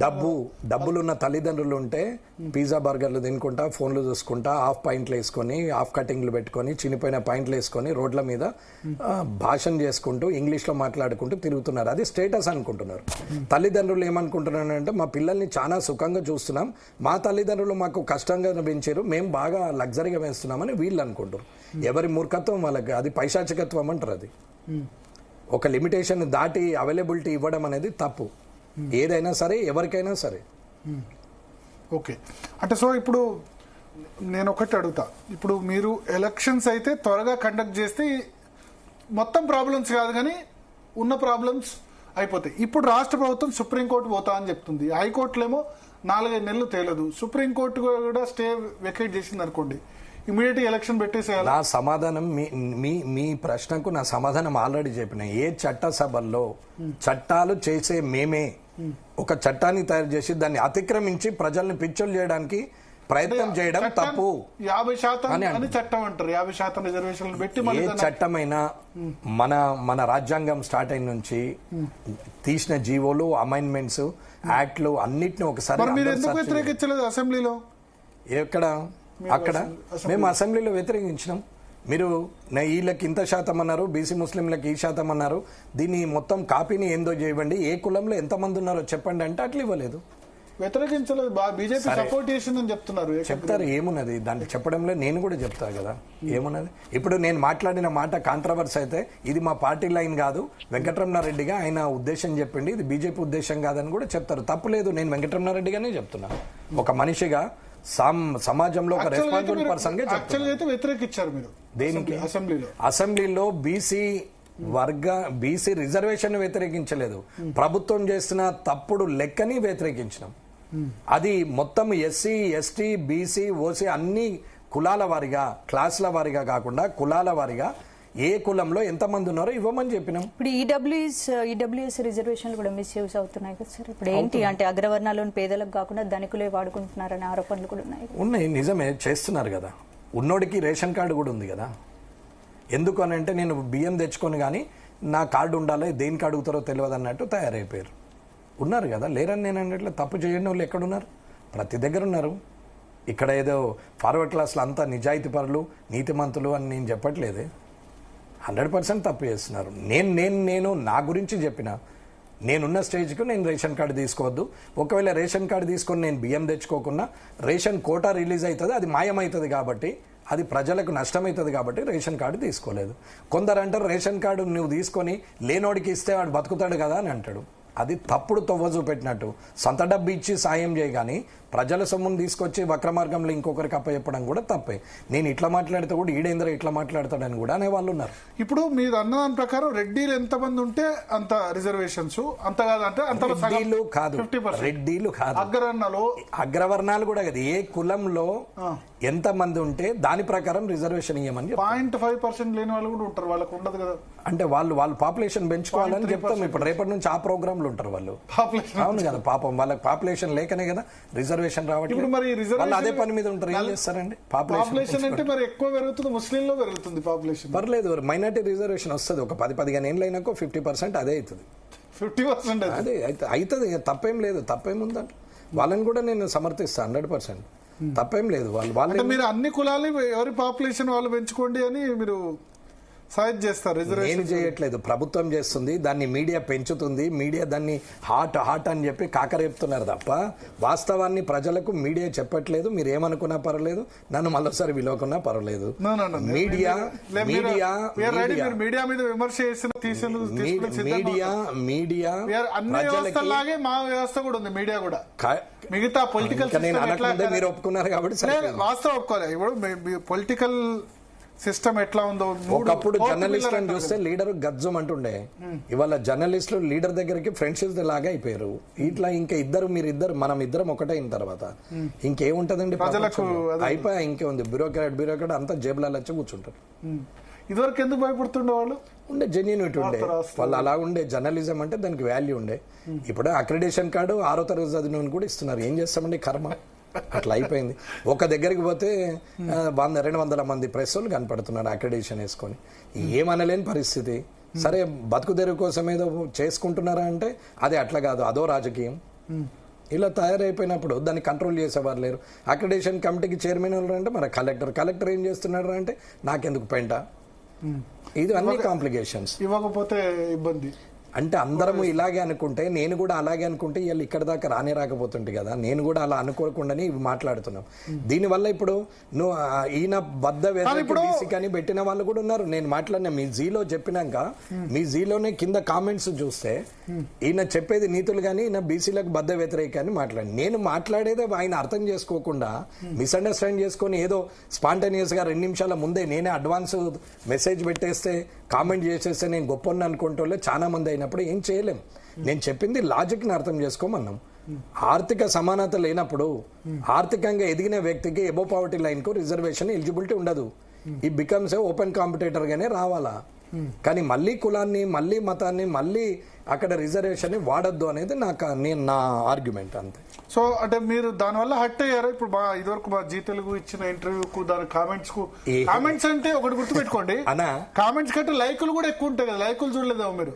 ఇంట్లో 24 గంటలు ఉంటేనే చేసుకున్న భార్య తిడుతుందన్న.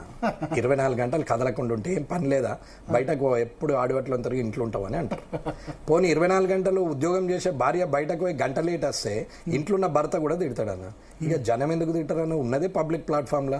తిడితే తప్పు చేసినోడు బాధపడాలి, నేను తప్పు చేయలేదే. ఇద్దరు 2 రకాలు ఉంటాయన్న. ఏది అయినా సరే ఎంత తిట్టినా వాన చెల్లుకులు అనుకుని దున్నపోతు మీద వాన అనుకున్నాడు ఒకడు, ఇంకొకడు నేను తప్పు చేయలేదు కాబట్టి నేనెందుకు బాధపడాలనుకుంటాడు ఇంకొకడు. నేను తప్పు చేయలేదు, తప్పు మాట్లాడలేదు, ఆయన ఏదో ఆయన ఉద్దేశం మీద మాట్లాడారు. ఒకవేళ అలా పెట్టిన ప్రొఫైల్ ఏంది అనేది కూడా చూసినాం. చూస్తే అక్కడ మాట్లాడింది బాగానే ఉంది, తీరా ఆయన బ్యాక్గ్రౌండ్ పోయి ఫోటోలు చూస్తే మళ్ళీ కండువాలు ఉంటాయి మెడల. అంటే పార్టీ పరంగా విభజించినట్టే కదా అది. సో అక్కడ నేను అర్థమవుతుంది కదా.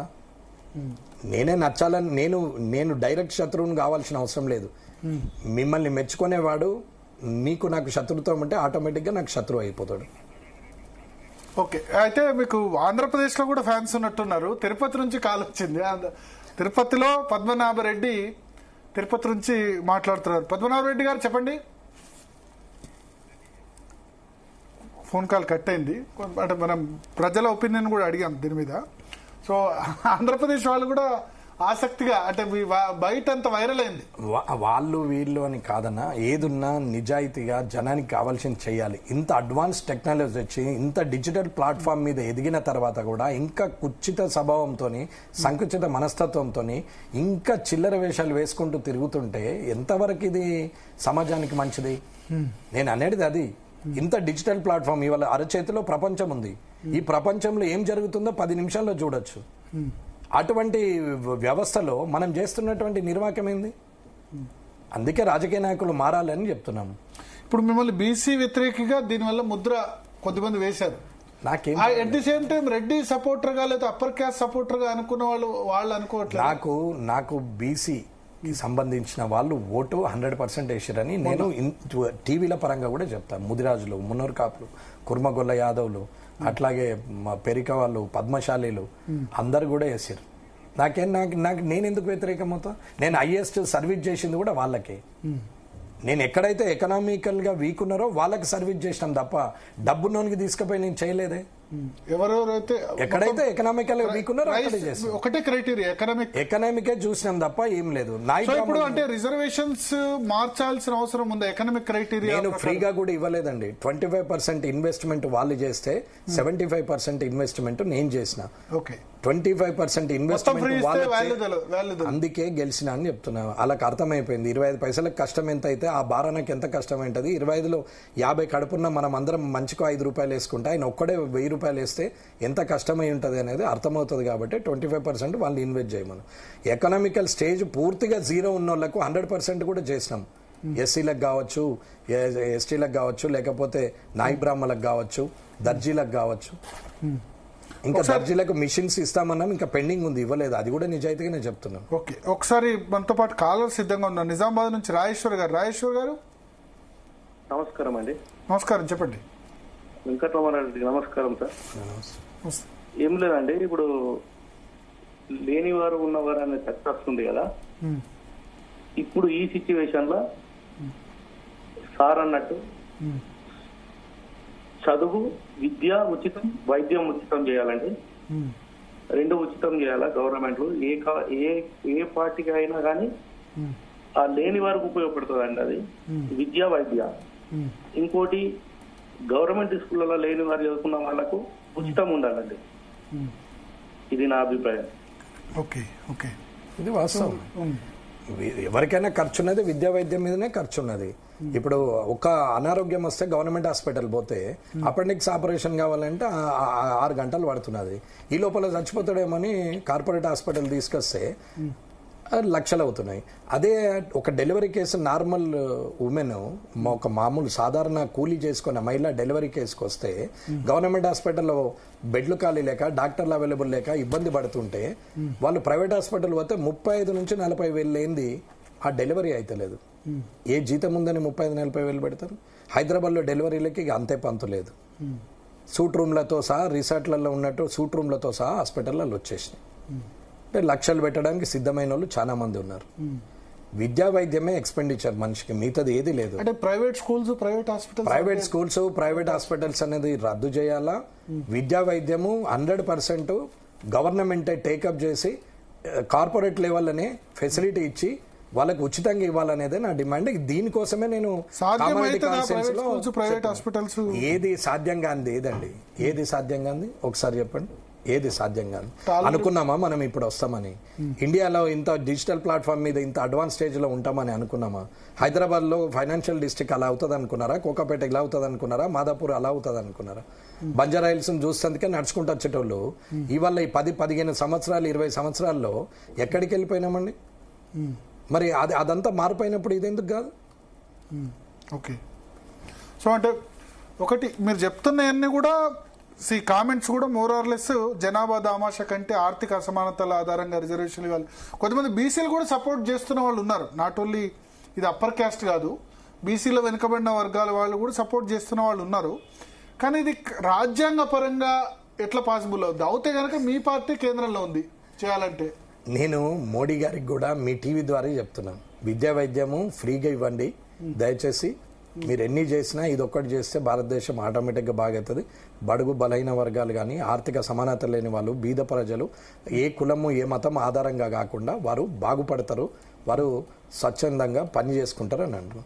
ఏ ఖర్చులైతే పెరిగిన విద్యా వైద్యం మీద, పిల్లలు ఒక స్టేజ్ మంచి స్కూల్లో చదవాలంటే హైదరాబాద్లో చదివిస్తే 3-4 లక్షలు ఎల్కేజీ యూకేజీ, 15-20 లక్షలు ఇంటర్నేషనల్ స్కూల్. ఇది ఒక వ్యాపారం కాకపోతే 1,50,000 పెట్టినటువంటి టీచర్ గవర్నమెంట్ స్కూల్లో ఉంటారు జీతం తీసుకొని, 25,000 రూపాయలు జీతం తీసుకునేటోళ్ళేమో ప్రైవేట్ స్కూల్లో ఉంటారు. ఈడనేమో 10 లక్షలు డొనేషన్ ఉంటుంది, అక్కడనేమో ఫ్రీ ఉంటుంది, మిడ్ డే మీల్స్ ఉంటుంది. మరి ఎందుకు అక్కడ చదవడం? కారణం ఏంటి? మీ దగ్గర జాయిన్ అవుతున్నారు, అకామిడేషన్ ఫెసిలిటీ లేకపోవడం. నేను గెలవక ముందు, నేను గెలిచిన తర్వాత నేను గవర్నమెంట్ స్కూల్లో తిరిగి మోటివేట్ చేసి ప్రజల్లో మాట్లాడుకుంటూ చేస్తే ఈసారి 2,000 స్ట్రెంత్ పెరిగింది మొత్తం నియోజకవర్గంలో. కానీ ఎందుకు జాయిన్ అవుతలేరంటే ఇన్ఫ్రాస్ట్రక్చర్ లేదు, బాత్రూములు లేవు, కుర్చీలు లేవు, ట్యూబులు ఉండవు, ఫ్యాన్లు ఉండవు. డిజిటల్ ప్లాట్ఫామ్ వచ్చింది, స్క్రీన్లు ఇస్తారు, టచ్ స్క్రీన్ ఇస్తారు, కరెంట్ బిల్ కట్టేందుకు డబ్బులు ఇవ్వరు, రిపేర్ అయితే మెయింటెనెన్స్కి ఇవ్వరు, కొత్త డిఎస్ వేయరు, స్కూళ్ళన్నీ డిఫంట్ అవుతున్నాయి. ఏమనంటే గవర్నమెంట్ స్కూలు కాంపౌండ్ లేకుండా 15 ఏళ్ళు అవుతుంది. నేను రేపు అనామకం మీద కూడా ఓడిపోవచ్చు కదా, అదే కాంగ్రెస్ పార్టీలో, అదే కాంగ్రెస్ పార్టీ చేతిలో. రేపు వచ్చే ఎలక్షన్ లో నేను అనామకుడి చేతిలో ఓడిపోనని గ్యారంటీ ఉందా? లేకపోతే ఇంకా నేను పైకి వస్తానేది ఏమన్నా గ్యారంటీ ఉందా? అన్నా ఇది జీవితం, రేపటికి కాదు, మరుక్షణానికే గ్యారంటీ లేదు. ఆశపడడంలో తప్పు లేదు, కానీ కష్టపడకుండా ఆశపడడం తప్పు. కష్టపడినంత మాత్రాన ఫలితం రావాలని కూడా ఏమీ లేదు. ఫలితం రాకుంటే నిరాశపడ్డాడు, కష్టపడే ఆలోచనలో లేనట్టే లెక్క. ఆశా నిరాశల మధ్యనే జీవితం ఉంటుంది. ఇవాళ ఉపవాసం ఉంటే రేపు ఆకలి అయితేనే దానికి వాల్యూ ఉంటుంది, కానీ కడుపు నిండా భోజనం చేసి వెళ్ళకిల పడుకుంటే డైజెషన్ ప్రాబ్లం వస్తుంది. ఓకే, జగిత్యాల నుంచి గంగాధర్ గారు కాలర్ సిద్ధంగా ఉన్నారు. గంగాధర్ గారు నమస్కారం సార్. నమస్కారం, చెప్పండి. నమస్తే మీకు అండ్ మా డైనమిక్ ఎమ్మెల్యే వెంకటరమణారెడ్డి గారికి. సార్, నేను అబ్జర్వ్ చేసింది ఏంటంటే ఎమ్మెల్యే గారు మీరు చాలా విఘ్నతతో మాట్లాడుతున్నారు. యాక్చువల్గా సమాజం పట్ల మీకు ఒక మంచి అవగాహన, ఇప్పుడున్న సమాజంలో ఏం జరుగుతుంది, వాస్తవాలు ఏంటిదనేది మీరు చాలా చక్కగా వివరించారు. మీకు ఎమ్మెల్యేగా కాకుండా ఒక సామాజికవేత్తగా మిమ్మల్ని ఈ డిబేట్ లో చూడడం జరుగుతుంది. సార్, మీరు చెప్పిన 2 విషయాలు చాలా గొప్పగా ఉన్నాయి. నంబర్ 1, ఒకటి, ఈ దేశంలో ప్రతి ఒక్కరికి విద్య వైద్యం అవసరం సార్. విద్యా వైద్యం ఇచ్చిన రోజున ఫ్రీబీస్ అవసరం లేదు. కానీ ఇక్కడ ఒక నా ప్రశ్న మీకు తర్వాత జర్నలిస్ట్ గారికి నేను చెప్పేది ఏంటంటే, అసలు ఈ విద్యా వైద్యము ఫ్రీగా కాకుండా చూసేదే రాజకీయ నాయకులు, ముఖ్యంగా రాజకీయంలో చాలా ఆర్థికంగా ఉన్నత స్థితిలో ఉన్నవాళ్ళు. మీరు చూడండి, పెద్ద పెద్ద వైద్య కళాశాలలు, ప్రైవేట్ వైద్య కళాశాలలు ఎవరి ఉన్నాయి సార్? రాజకీయ నాయకులే ఉన్నాయి. పెద్ద పెద్ద ఇంజనీరింగ్ కాలేజీలు ఎవరే ఉన్నాయి? రాజకీయ నాయకులే ఉన్నాయి. కాబట్టి వాళ్ళ బ్రెడ్ అండ్ వాళ్ళకు రాజకీయంలో డబ్బు సామాన్యుల దగ్గర సంపాదించాల్సిన అవసరం లేదు. వాళ్ళకు వ్యాపారాలు కావాలి, మళ్ళీ వాళ్ళు గెలవాలి, వాళ్ళ పార్టీ గెలవాలంటే ఇది చెయ్యాలి. దీనికి ముఖ్యంగా మీరు ఇంతకు ముందు నేను అడగాల్సిన ప్రశ్నకు సమాధానం చెప్పారు. మీరు డైరెక్ట్ పిఎం మోడీ గారిని అడుగుతానన్నారు. చాలా గొప్ప విషయం సార్. ఈ విషయంలో మిమ్మల్ని అభినందిస్తున్నా అండ్ మీకు చాలా గౌరవిస్తున్నాను. మీరు ఖచ్చితంగా సార్, మీరు ఎప్పుడు హీరో అవుతారంటే, మీరు మీ పార్టీలో, అది ప్రధానమంత్రి స్థాయి పార్టీలో ఈ విషయాన్ని లేవనెత్తినప్పుడు మీరు నిజమైన హీరో సార్. ఇప్పటికీ మా దృష్టిలో ఇట్స్ నాట్ ఏ జోక్. ఒక కేసీఆర్ ను, ఒక రేవంత్ రెడ్డిని ఓడించడం అంటే, మీరు ఇప్పుడు చెప్పారు ఒక మాట, నేను ఎవరిని ఏమి అడగలేదని. మీలో మీ మీద ఉన్న విశ్వాసమే మిమ్మల్ని గెలిపించింది. That's hats off to you. Number 2, ఇక మీరు రెండో విషయం ఏంటంటే సార్, రిజర్వేషన్ల గురించి చెప్పినారు కదా. సో ఏ క్యాస్ట్ లో ఉన్నప్పటికీ కూడా మీరు వ్యాలిడ్ ప్రశ్న లేవనెత్తినారు సార్. అదేంటిదంటే, ఇప్పుడు ఫర్ ఎగ్జాంపుల్ బీసీలే కానీ ఎస్సీలే కానీ రిజర్వేషన్లు ఇస్తున్నారు. మీరు అన్నది కరెక్ట్. కుల ప్రాతిపదికన రిజర్వేషన్లు దాన్ని డిఫరెన్స్ చేసి వాళ్ళ దామాషా ప్రకారం వాళ్ళకి ఇస్తే వారి కులాలకెళ్ళి ఒక లీడర్ వస్తాడు. ఇక్కడ జరిగేది ఏంటి సార్, మనం వాస్తవంగా జరిగేది చూస్తే కనుక అది మీదికి చూడడానికి బీసీసీ రిజర్వేషన్లు, ఎస్సీ రిజర్వేషన్ అంటున్నాయి. మీరు ఎస్సీ రిజర్వేషన్ లో చెప్తాను, ఎప్పటికైనా గదే వివేక్ ఉంటాడు, ఎప్పటికైనా గదే కడియం శ్రీహర్ ఉంటాడు, ఎప్పటికైనా గదే రాజయ్య ఉంటారు. ఎందుకు ఉంటారంటే వాళ్ళకు డబ్బు ఉంది. మిగతా ఎస్సీలు లేరా, స్కాలర్స్ లేరా, పిహెచ్డీలు లేరా, చేసిన వాళ్ళు ఉన్నారు.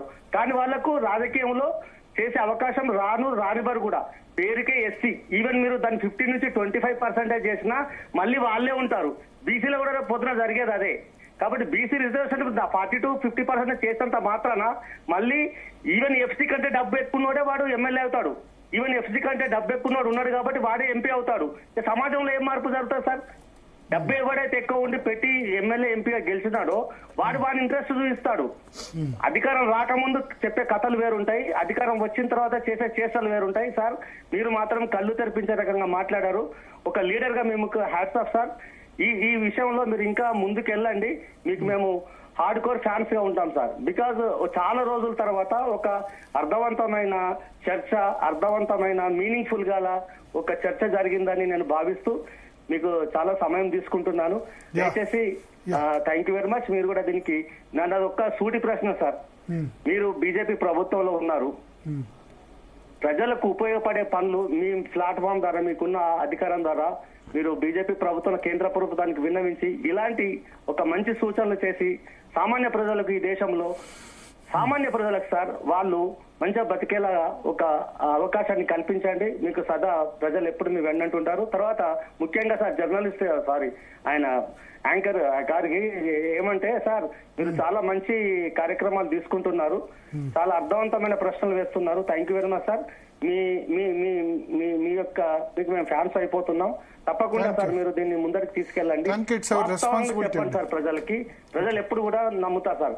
ఈ ఫ్రీ బీస్ కథలు ఇవన్నీ వేరు. ఈ రిజర్వేషన్లు చేస్తున్నారు ఓకే, ఇంతకుముందు చెప్పినట్టుగా తప్పకుండా సార్ అసలైన బ్యాక్వర్డ్ పీపుల్ కి, నిజమైన బ్యాక్వర్డ్ పీపుల్ కి అందేలా చూడాలని కోరుకుంటున్నాను. సో ఫ్రీ బీస్ గురించి మాట్లాడారు. ఏంది ఫ్రీ బీస్ ఏ ఉండాలి ఏ ఉండొద్దు? అసలు ఫ్రీ బీజే ఉండద్దు అంటే మళ్ళీ ఉండాలి ఉండకపోవడం ఫ్రీ బీజ్ ఏమి ఫ్రీగా ఏది విద్యా వైద్యం ఇస్తే ఏది అవసరం లేదు. విద్యా వైద్యం ఇచ్చినాక ఏది అవసరం చెప్పండి? రైతు బంధు ఒక చిన్న మాట ఏది అవసరం లేదు. రైతు అడిగిండా మాకు రైతు బంధు ఇయ్యు, మమ్మల్ని బిచ్చపని చేయు, నీ రైతు బంధు కోసం మేము ఎదురు చూస్తాము, మా రుణమాఫీ చేయు, మేము లోన్లు తీసుకుంటామని చెప్పిరా? అంతకుముందు వ్యవసాయం నడవలేదా? రైతు బంధు కన్నా ముందు వ్యవసాయం నడవలేదా? ఫ్రీ కరెంట్ కూడా ఎప్పుడు ఇచ్చారు? రాజశేఖర రెడ్డి గారు వచ్చినప్పుడు. అంతకుముందు ఎన్టీ రామారావు గారు ఉన్నప్పుడు 5 హెచ్పికి 3 హెచ్పికి లిమిటేషన్ ఫీజు పెట్టిండు. గవర్నమెంట్ హాస్పిటల్లో కూడా ₹1 ఫీజు పెట్టిండు. ఏది కూడా ఫ్రీగా ఇవ్వమని ఏ ప్రజలు అడగలేరు.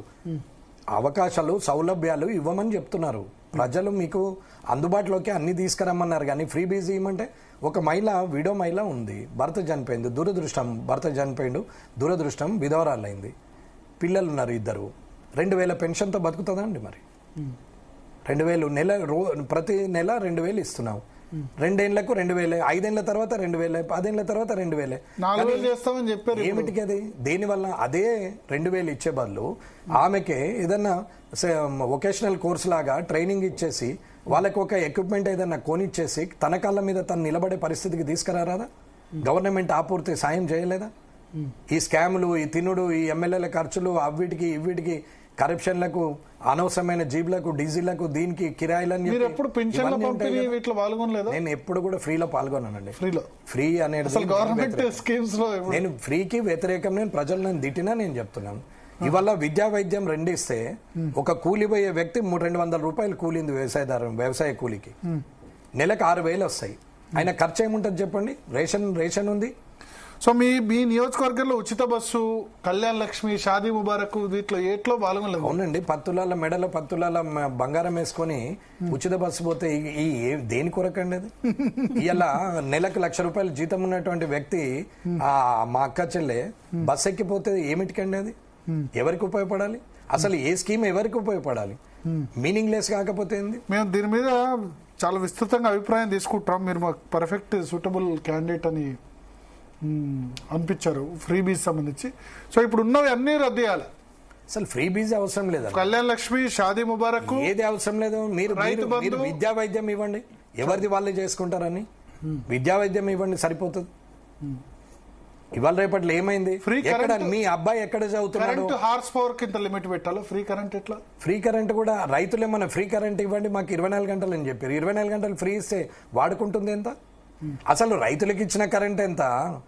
ఇండస్ట్రియలిస్ట్ కి వస్తున్న కరెంట్ ఎంత? ఇప్పుడు ఈ హైరేజ్లలో ఉన్న కరెంట్ ఎంత? ఒకసారి ఆలోచించండి. 4 ట్యూబులు 4 ఏసీలు నడిచే ఇల్లుకు గ్రామాల్లో 15 ఇండ్లు నడుస్తాయి. దాన్ని ఫ్రీ అనడం ఎందుకు? నేను అనేది ఏంటంటే ఫ్రీ అలవాటు చేయొద్దు. మనిషి అవకాశాన్ని ఎదురు చూసి ఆధారపడే ఆలోచన వస్తుంది తప్ప కష్టపడే ఆలోచన రాదు. కష్టపడడానికి అవకాశం ఇచ్చి ఒక సింగిల్ విండో ఓపెన్ చేయి, ఒకటే డోర్ నుంచి అన్ని చేయండి. ఒక చదువుకున్న అబ్బాయి నేను వ్యాపారం చేస్తా అనుకుంటే ఒక చిన్న టీ కొట్టు పెట్టుకుందామంటే తిరగాలి. ఫ్రీ బీస్ అన్ని వద్దంటే కామారెడ్డి కాన్స్టిట్యున్సీలో ఇప్పుడు ఫ్రీ బీ పొందుతున్న వాళ్ళందరూ మిమ్మల్ని వ్యతిరేకించారు. నేను ఎలక్షన్ స్పీచ్ లో నాకు ఓటు వేసే ముందే ఫ్రీ బీజ్ లకు వ్యతిరేకం అని చెప్పిన నేను డైరెక్ట్ ఓపెన్ నా ఫేస్బుక్ చూస్తే మీకు అన్ని అర్థమవుతుంది. నేను ఓపెన్ గా మాట్లాడినా డైరెక్ట్ నేను చెప్పిన నాకే అవకాశం ఉంటే అన్ని రద్దు చేస్తానని చెప్పారు. అయినా ప్రజలు నాకు అవకాశం ఉంటే అని లేదు. నేను ఎమ్మెల్యేగా చేయగలిగింది నా సొంత నిధులతో ఏదైనా చేస్తాను తప్ప నేను ప్రభుత్వం నుంచి అద్దేస్తా ఇద్దేస్తా నేను ఇది చేస్తా రేపు పొద్దున ఫ్లైఓవర్ వేస్తా రైల్వే బ్రిడ్జ్ కడతా నేను చెప్పి ఎక్కడ వాగ్దానాలు ఏ ఒక్కటి ఇవ్వలేదు. నేను ఇచ్చిన వాగ్దానం వల్ల విద్యా వైద్యం ఫ్రీగా నేను నా సొంత డబ్బులతోని నేను ఏర్పాటు చేస్తా, రైతుకు కల్లాలు ఏర్పాటు చేస్తా అని చెప్పినా నేను చేస్తా కూడా ఖచ్చితంగా. కానీ మరి ఇప్పుడు గెలిచిన తర్వాత హ్యాపీగా ఉన్నారా కామారెడ్డి ప్రజలు? వరద విషయంలో ఏదో విమర్శలు వచ్చాయి మీ మీద, వరదలు ఆదుకోలేదు మీరు లేరు. నేను లేకపోవడం అని అంటే మరి ప్రజలను అడిగితే చెప్తారు. మీడియా ఏది చెప్తే అది నిజమైన అన్ని రోజులు నాకు తెలియదు. యాక్చువల్లీ అది మీడియా క్రియేట్ చేసింది. ఓపెన్ గా చెప్తున్నాము, మీడియా క్రియేట్ చేసింది. ఏడున్నాడు కాటిపల్లి అని పెట్టి హెడ్ లైన్ పెట్టి స్పైసీ క్రిస్పీ చేసి కూలిపోతుంది, మునిగిపోతుంది, కామారెడ్డి అతలాకుతలం అయిపోయింది, ఆగమైన కామారెడ్డి, ఎవరివి ఆశ భాష ప్రాస అన్ని ఉపయోగించి దాన్ని దద్దరిల్లిపోయారు. ఆడ జరిగిందేదో అక్కడ ఉన్న లోకల్ ప్రజలకు తెలుసు కదా. నాకు ఓటో ఇష్టం లోకల్ ప్రజలే కదా, వాళ్ళకి నేను అర్థమైతే చాలు. నాకు యావత్ రాష్ట్రానికి అర్థమైంది. పోలీస్ పైరవీలు రారా? ఎవరు నా దగ్గర డ్రంక్ అండ్ డ్రైవర్లు కూడా రారు. బండి పెనాల్టీస్ ఉంటే కూడా నాకు ఫోన్ చేయరు. కట్టేసి వెళ్ళిపోతారు. పోలీసులు కూడా ఎమ్మెల్యే గారికి ఫోన్ చేస్తే ఎమ్మెల్యే గారికి అనేవారు అని అంటే చెయ్యి అన్న చెయ్యి అంటారు. వాళ్ళు హ్యాపీగా ఉంటారు. చెయ్యి ఎందుకంటే కట్టించుకో అని చెప్తాడని వాళ్ళకి కూడా తెలుసు. ఇది మీరు డ్రంక్ అండ్ డ్రైవ్ కేసులు వస్తే యాక్సెప్ట్ చేయరు. ట్రిపుల్ రైడింగే రారన్నా. డ్రంక్ అండ్ డ్రైవ్ దాకా ఎక్కడిది? ట్రిపుల్ రైడింగే రారు. తప్పును ఎంకరేజ్ చేస్తారు. జనం తప్పు చేస్తే ట్రాన్స్పోర్టేషన్ లో నేనే రాంగ్ డ్రైవింగ్ చేయనివా, రాంగ్ ట్రాఫిక్ లో పోనివా. యూటర్న్ అక్కడ ఉంటే కిలోమీటర్ పోయి యూటర్న్ చేసుకుని వస్తాం. ఇప్పుడు మీ టీవీ కాడికి వచ్చే బదులు ఆ పక్కన రోడ్డు దాకా పోయినా రివర్స్ వెనకకి రావచ్చు, 1 minute లో వస్తుంది. కానీ నేను అట్లా పోయి నుంచి 15 నిమిషాలు యూటర్న్ చేసుకుని ట్రాఫిక్ లో వచ్చినాం. నేను తప్పు చెయ్య, నా ధైర్యం కూడా అది. మీ దగ్గరకు మరి పబ్లిక్ వచ్చి ఇవన్నీ అడగరా? వేరే ఎమ్మెల్యేలు చేస్తున్నారు, ఇది చేయండి మీరు. నేను క్లియర్ గా చెప్తాము, నేను తప్పు పనులు చేయనమ్మా. నీకు అన్యాయం జరిగితే కలెక్టర్ గానీ ఇంకా ముఖ్యమంత్రి కానీ నేను గట్టిగా మాట్లాడతా, కొట్లాడతా, నీ పక్షాన ఉంటా, నీకు పని చేపించి పెడతా. కానీ మీరు తప్పు చేస్తా అంటే నేను కనీసం ఒక్కరి గురించి కూడా నేను పని అట్లా చెయ్య తప్పు అని చెప్తాం. ప్రజలందరికీ తెలుసు. నిత్యం నా దగ్గరికి 800 నుంచి 1200 మంది మధ్యాహ్నం యావరేజ్గా వస్తారు డైలీ. నేను ఉండేదే కామారెడ్డిలో. నేను ఒకవేళ ఇప్పుడు వచ్చినా ఇక్కడ నుంచి మళ్ళీ నేను రాత్రి వెళ్ళిపోతాను, మళ్ళీ మార్నింగ్ అవసరం ఉంటే వస్తాను. అక్కడ ఉన్న వచ్చిన వాళ్ళందరూ సొంత సమస్యల మీద వస్తారు తప్ప పైరవుల మీద ఎవరు రారు. ఏ లీడర్ పైరవ్ చేయడు. నా కార్యకర్త ఎవరు పోలీస్ స్టేషన్ కోరు, ఎంఆర్ఓ ఆఫీస్ కోరు, ఎవరికి పోరు. ప్రజలకు అవసరం ఉంటే వాళ్ళని తీసుకొని క్యాంప్ ఆఫీస్ వస్తారు. క్యాంప్ ఆఫీస్ నుంచి ఫోన్ నంబర్ ఒకటి ఉంది, ఆ నంబర్ నుంచే అధికారులకు మాట్లాడతారు. ఆ నంబర్ నుంచి ఫోన్ వచ్చిందా, అది వెంకటరమణారెడ్డి నుంచి వచ్చినట్టమ్మా, అది చూసుకోండి అని అధికారులకు చెప్తాం. ఇంకొక నంబర్ నుంచి వస్తే నేను వెంకటరమణారెడ్డి చుట్టమని చెప్పినా, పిఎన్ అని చెప్పినా, ఆఫీస్ అని చెప్పినా మీరు పక్కకు పెట్టేసేయండి ఫోన్ అని చెప్పిన. నేను డైరెక్ట్ మొదలే పట్టించుకోవద్దని. ఎవరు చెయ్యరు. కావాలంటే మీరు అధికారులను అడగండి. తప్పుడు నా వెనకాల పోలీసు రారు, ప్రోటోకాల్ లేదు. నేను పోతుంటే పంచాయత్ సెక్రటరీ ఉండాలా, ఏఈ ఉండాలా, ఎండి ఉండాలా, ఎంఆర్ఓ ఉండాలా, నా ఇంకా 10 ప్రభుత్వ వాహనాలు రావాలని కోరుకునే వ్యక్తిని కాదు. నేను ఇవ్వాలటికి కూడా నా బండిలో నేను 2 గన్మెన్లు, డ్రైవర్ తప్ప ఇంకో వ్యక్తి ఉండడు. నేను పోతే ఏ ఊరికి పోతానో ఆ ఊరిలోనే ఉంటారు. అంత కాన్వాయ్ ఉండదు, ఏముండదు. అప్పుడు లేదు, ఇప్పుడు లేదు. నేను జిల్లా పరిషత్ చైర్మన్ ఉన్నప్పటి నుండి అయినా నేను కాన్వాయ్కి నీవు సామాన్య ప్రజలు ఓటేసి గెలిపించినప్పుడు సామాన్య ప్రజలకు అందుబాటులో ఉండాలంటే ఆడంబరాలకు పోతే అందుబాటులో ఉండము. చుట్టూరా పోలీసులను పెట్టుకొని, కార్యకర్తలను పెట్టుకొని, లీడర్లను పెట్టుకొని 20 ప్రభుత్వ వాహనాలు వేసుకొని పోతే ఒక మామూలు వ్యక్తి బెదిరిపోయి దూరం ఉంటాడు. అదే ఒక్కరమే దిగితే దగ్గర దాకా వచ్చి ముట్టి మాట్లాడతాడు. ఒక్కసారి ఏమన్నా బాగున్నావంటే సరిపోతుంది. నేనేం కోట్లు అడగట్లేదు, లక్షలు అడగట్లేదు, నా ఊరికి ఇద్దే అద్దే అంటలేడు. ఏమన్నా తిన్నావా, బాగున్నావా అని అడిగితే చాలు, హ్యాపీగా ఫీల్ అవుతారు. కష్టం ఏదన్నా ఉంటే ఇది ఉంది అని చెప్తే అది అవుతుంది కాదు అక్కడే చెప్పేస్తాం. అవుతుంది 100% సబ్జెక్ట్ కమాండింగ్ ఉన్నని నాకు అన్నీ తెలుసు, ఖచ్చితంగా అవుతుంది కాంది నాకు కూడా తెలుసు. కాకపోతే నేనే కొట్టేస్తా. ఆఫీసర్ ఉన్న ఆఫీసర్ మీద కూడా మాట్లాడినవా. తర్వాత ఒకవేళ అయ్యేది ఉంది డైరెక్ట్ ఆఫీసర్కి చెప్తాను, 2 రోజులలో అది క్లియర్ అయిపోవాలా, ఆయనకు పని కాకపోతే 100%. నేను ఎక్కడ రూపాయి తీసుకోనండి. నేను ఎవరికి రూపాయి చేజార్చను. నన్ను చూస్తే అధికారులకు కూడా నాన్ కరప్టెడ్ కాబట్టి భయంలోనే ఉంటారు. అధికారులకు కూడా చెప్పిన, మీరు తప్పు చేయనంత వరకు నాకు మర్యాద ఇవ్వాల్సిన అవసరం లేదు. మీరు తప్పు చేసినాడు, మీ మర్యాద నాకు అవసరం లేదు అని చెప్పి. ఇది సూత్రం. కాబట్టి ప్రజలు అందరికీ తెలుసు ఓపెన్గా ఇట్లనే ఉంటాడని.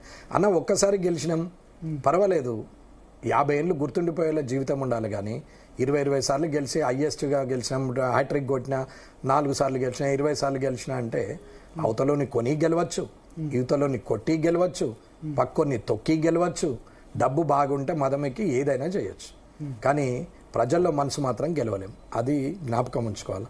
అందరూ ఒకటి ఏమంటారు, ప్రజల్ని అమ్ముడు పోతారు. ప్రజలు ఎందుకు అమ్ముడు పోతారండి? నువ్వు దాగి లోకమంతా ఊగుతుంది, నేను స్టడీగా ఉన్నా అంటే తాగింది నువ్వు, లోకం కాదు. అదే అర్థం చేస్తా. 20 సార్లు గెలిచినా ఒకటే, మీరు ఒక్కసారి గెలిచినా నేను వాళ్ళతో పోల్చట్లే. నేను ఎప్పుడు ఎవరిని కంపారిజన్ చేసుకోను. ఇది నా నేచర్. నేను నన్నుగానే నాకు నేను ఎవరిని మోసం చేయకుండా, ఎటువంటి ఉచిత హామీలు ఇవ్వకుండా 100% ప్రజలకు సొంత డబ్బుతో సర్వీస్ చేస్తా. నేను నాతో అయింది నేను చేస్తా, నాతో గాంధీ మాట్లాడా. అగెనిస్ట్ రూల్స్ అండ్ రెగ్యులేషన్ కి అగెనిస్ట్ పోను. ఓకే, ఒకసారి నిర్మల్ నుంచి కాల్లో సిద్ధంగా ఉన్నారు గంగాధర్ గారు. గంగాధర్ గారు చెప్పండి. సార్ నమస్కారం సార్. నమస్తే సార్, నాకు ఒక డౌట్ సార్. ఇది ప్రభుత్వ స్కూల్లో ఉంటాయి కదా సార్, ప్రభుత్వ స్కూళ్ళల్లో ఇప్పుడు ప్రభుత్వ స్కూల్లో చదివిన వాళ్ళకి గవర్నమెంట్ జాబ్ ఒక చట్టం చేస్తే సరిపోతుంది కదా సార్, ఇవన్నీ ఎందుకు సార్? ఆయన ఏమంటారంటే ప్రైవేట్ స్కూల్లో లేని వాళ్ళకి కాకుండా అంతే కదా. ఇప్పుడు ట్రిపుల్ ఐటీ ఉంది కదా, ట్రిపుల్ ఐటీ గవర్నమెంట్ స్కూల్లో చదివిన వాళ్ళకే సీటు, ప్రైవేట్ స్కూళ్ళలో చదివిన వాళ్ళకి లేదు. బాసరా కావచ్చు, అవి ఎక్కడ ఉంటే అక్కడ. ట్రిపుల్ ఐటీకి అదే కదా, గవర్నమెంట్ స్కూల్ నుంచి చదివిన వాళ్ళే. అదే దానివల్లనే గవర్నమెంట్ స్కూళ్ళు కొంచెం పెరిగినాయి, లేకపోతే ఇంకా పూర్తిగా డిఫాల్ట్లోకి వెళ్ళిపోయేది. అది నిజం, తప్పేం లేదు. అంటే అది క్రైటీరియా, రిజర్వేషన్లు కూడా గవర్నమెంట్ స్కూల్ నెలకు ఇవ్వాలి అంటే అట్లేం లేదు. గవర్నమెంట్ స్కూల్లో ప్రతి మండలం నుంచి టాప్ 1, 2, 3లను సెలెక్ట్ చేసుకొని ఇచ్చేస్తారు, మార్కులను బట్టే తప్ప కుల బేసం. నేను అనేది ఫ్యూచర్ లో మీరు అంటున్న ఆర్థిక ఆధారంగా రిజర్వేషన్స్ గవర్నమెంట్ స్కూల్లో డబ్బు బాగా సంపాదించిన వాళ్ళు ఎబో పావర్టీ లైన్ అయిన ప్రతి ఒక్కరు కన్వర్ట్ టు ఓసీ, అంటే open competition, not forward class, open competition లో పార్టిసిపేట్ చేయాల్సిందే. బీసీ అయినా ఎస్సీ అయినా ఎవరమైనా సరే, అప్పుడే అందరూ బాగుపడతారు. వాళ్ళు ఓసీలుగా వాళ్ళు డిక్లేర్ చేసుకోవాలి వాళ్ళంతా వాళ్ళు స్వచ్ఛందంగా. మర్రి చెట్టు కింద మొలకలెత్తినట్టు మర్రి చెట్టు లాగా పాకడం కాదు, 10 మందిని బతికించేటట్టు పెరగాల. కానీ తను పెరిగితే చాలు అని ఆలోచిస్తారు. ఉద్యోగం రానన్ని రోజులు ఉద్యోగం కోతే వాడు డబ్బులు అడిగిండు, లంచం అడిగిండు, నాకు ఉద్యోగం వస్తలేదు, నా దగ్గర డబ్బు లేకనే అని గొడవ చేస్తారు. అదే కష్టపడే తర్వాత ఉద్యోగం వచ్చిన తర్వాత ఈయన చేసే పని ఏంది? అదే లంచం మళ్ళీ. ఓకే, సో ఇప్పుడు ఫైనల్గా అంటే మనం క్లోజ్ చేసే సమయం అయింది సార్. మీ కాన్సెప్ట్ సంబంధించి చాలా ఇంట్రెస్టింగ్ కాన్సెప్ట్ కాబట్టి డిస్కషన్ జరుగుతుంది. ఇప్పుడు టీవీలో కూడా చాలా మంది, వేలాది మంది వాచ్ చేస్తున్నారు. అంటే చాలా ఇంట్రెస్టింగ్. నాకు వచ్చిన 3 కాల్స్ కూడా పాజిటివే, అందరు కూడా అభినందించారు. మేబీ వాళ్ళు దానిలో రెడ్డీలు ఉండొచ్చు, నాన్ రెడ్డీస్ కూడా ఉన్నారు, బీసీలు కూడా ఉన్నారు, వాళ్ళు కూడా యాక్సెప్ట్ చేస్తున్నారు. నేను మనుషుల గురించి, సమాజం గురించి మాట్లాడినా కానీ కులాల గురించి మాట్లాడలేదు కదా.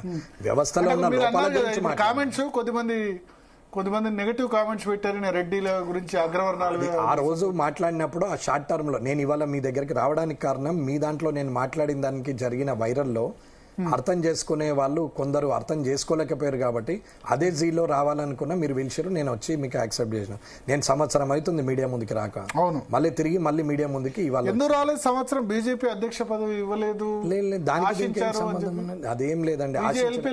ఆశించడానికి కూడా బీజేపీ లీడర్ కూడా ఇస్తా అంటే అప్పుడు వద్దన్నారు. యాక్చువల్లీ మీకే ఫస్ట్ వచ్చింది ప్రతిపాదన. నాకు వచ్చిండొచ్చు, నేను వద్దనొచ్చు, అది తర్వాత విషయం, అది ఇంటర్నల్ మ్యాటర్. ఇకపోతే నేను ఈ ఆశించడము దానికి కూడా అర్హత ఉందా లేదా చూసుకొని ఆశిస్తాం. గెలవగానే వెంటనే ఏ క్వాలిఫికేషన్ మీద ఇవ్వాలి నాకు అధ్యక్ష పదవి? రేవంత్ రెడ్డి, కేసీఆర్ మీద ఇద్దరు మీద గెలిచారు, అది నాకు అవసరం లేదు. ఆ క్వాలిఫికేషన్ నాకు అవసరం లేదు. అట్లా ఒకరి కాదు తప్పు. ఆ స్థాయిలో వాళ్ళు వస్తారని నేను ఎలక్షన్ లో 5 ఏళ్ల నుంచి కష్టపడలేదు, జనంలో తిరగలేదు. జనం కోసము నేను వాళ్ళు వస్తారని చెప్పి నేను జనంలో తిరగలేదు. నేను తిరిగిన తర్వాత 5 సంవత్సరాల తర్వాత 6 నెలల ముందు కేసీఆర్ గారు, నెల ముందు రేవంత్ రెడ్డి గారు వచ్చారు. వారు వచ్చినాక వారి మీద గెలవడమే నాకు క్వాలిఫికేషన్ అంటే మన ఆయన చదివిస్తేనే 10th పాస్ అయిన అన్నట్టు ఉంటుంది. కానీ ఎప్పుడైనా మీ నియోజకవర్గం ప్రజలు ఫీల్ అయినారా, రేవంత్ రెడ్డి గెలిపిస్తే మాకు ముఖ్యమంత్రి అయినాడు బాగుండేది, లేదా కేసీఆర్ కు అనవసరంగా కోపం? ఎవరి కొడుకు వారికే ముద్దండి. ముక్కిడోడా, గుడ్డోడా, కర్రోడా, తెల్లోడా కాదు, తల్లికి కొడుకు ముద్దే. మా కాన్స్టిట్యున్సీలో డెవలప్మెంట్ వర్క్స్ గవర్నమెంట్ ఎక్కువ ఫండ్, ఎందుకంటే ఇప్పుడు కొడంగల్ డెవలప్ చేసుకుంటున్నాడు కదా రేవంత్ రెడ్డి. అంటే ఏ ముఖ్యమంత్రి అయితే వాళ్ళ ఊరే డెవలప్మెంట్ చేసుకోవచ్చు అనేది నాకు తెలియదు. రాష్ట్రం అంతా సమానంగా చూడాలనేది చూడట్లేదు. అది ఇప్పుడు ఈ సందర్భంలో అది మాట్లాడాల్సిన అవసరం లేదు కదండి. ఇప్పుడు మాట్లాడేది ఏంటి, ప్రజలకు ఏది చేయాలనుకుంటున్నారు. ఎట్లా మీరు రేవంత్ రెడ్డి కలిసారా ముఖ్యమంత్రి అయిన తర్వాత? ఇండివిజువల్ గా కలిసిన సందర్భం ఉందా అసెంబ్లీలో? లేదండి, ఒకటేసారి కలిసాము. నేను ప్రమాణ స్వీకారం చేసినప్పుడు ఆయన ముఖ్యమంత్రిగా ఉన్నారు కాబట్టి వెళ్ళి నమస్కారం చేసి కలిసి వచ్చాము. మొన్న కామారెడ్డి వచ్చినప్పుడు కలిసాం. ఏమన్నా అన్నారా? ఏముంటుందండి, జనరల్ ఆయన ముఖ్యమంత్రి హోదాలో వచ్చారు, నేను ఎమ్మెల్యే హోదాలో పోయినాం. ఆయన పైన ఆయన డెవలప్మెంట్ వర్క్స్ దాని గురించి ఏమన్నా అడిగారా స్పెసిఫిక్ గా? కాన్స్టిట్యున్సీ అవన్నీ చేయండి, ఎస్టిమేషన్ చేయండి, కొడంగల్ లాగానే కామారెడ్డి చూసుకుంటా, నాకు వేరే తేడా లేదని చెప్పిండు. మీరు ఈ కష్టకాలంలో వచ్చినందుకు ఆ మాట చెప్పినందుకు చాలా సంతోషం అన్నా అని చెప్పి నేను కూడా చెప్పిన. వీడియో మీ దగ్గర ఉంటుంది, నేను సేమ్ డైలాగ్ కొడంగల్ ఎంతరో కామారెడ్డి కూడా అంతా అన్నారు. కష్టకాలంలో వచ్చినందుకు ధన్యవాదాలు అన్నా అని నేను కూడా చెప్పిన. మాట మార్చాల్సిన అవసరం. మంచి రిలేషన్ ఉంది. నేను ఎవరికి వ్యక్తిగతంగా శత్రువుని కాదు, నేను సమాజపరంగా ఉన్న లోపాలకు శత్రువుని, నేను రూల్స్ అండ్ రెగ్యులేషన్ ఇగ్నోర్ చేసిన వాళ్ళకి శత్రువుని, తప్పు చేస్తున్న వ్యక్తికి శత్రువుని తప్ప నేను ఏ కులానికి, మతానికి, వ్యక్తికి ఎవరికి శత్రువుని కాదు. నాకు అటువంటి పగలు ప్రతీకారాలు ఉండవు. నేను ఎంత ప్రశాంతంగా ఉంటా అంటే నేను 9 వరకు తిని పడుకుంటా, మార్నింగ్ 3:30 4 గంటలకు లేచి కూర్చుంటా. నేను ఎప్పుడు కూడా నేను టెన్షన్ పడను, నాకు అవసరం లేదు. నేను ఎవరి మీద పగబడవ పట్టను, నన్ను తిట్టినా నేను పట్టించుకోను. కారణం ఏంటంటే నా ఆత్మవిమర్శ నేను చేసుకుంటా. ఒక నిమిషం ఆలోచిస్తే ఎందుకు తిట్టిండు, నేనేమన్నా తప్పు చేసినా, నా నడవడికలో ఏమన్నా తేడా ఉందా, నా మాట ఏమన్నా జారిపోయిందా అని రివీల్ చేసుకుంటాను. నేను కామెంట్ చేసిన వ్యక్తి చేసిన తర్వాత మళ్ళీ మీ వీడియో 10 సార్లు చూసిన. నేను ఎక్కడైనా మరి సడన్గా నేను ఏమైనా ఎమోషన్లో మాట్లాడినా.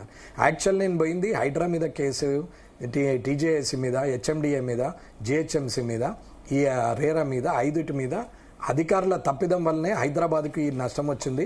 గత ప్రభుత్వం చెర్లల మీద కేసు ఫైల్ చేసినాం. ఆ ఫైల్ హియరింగ్ ఆ రోజు మొదటి హియరింగ్.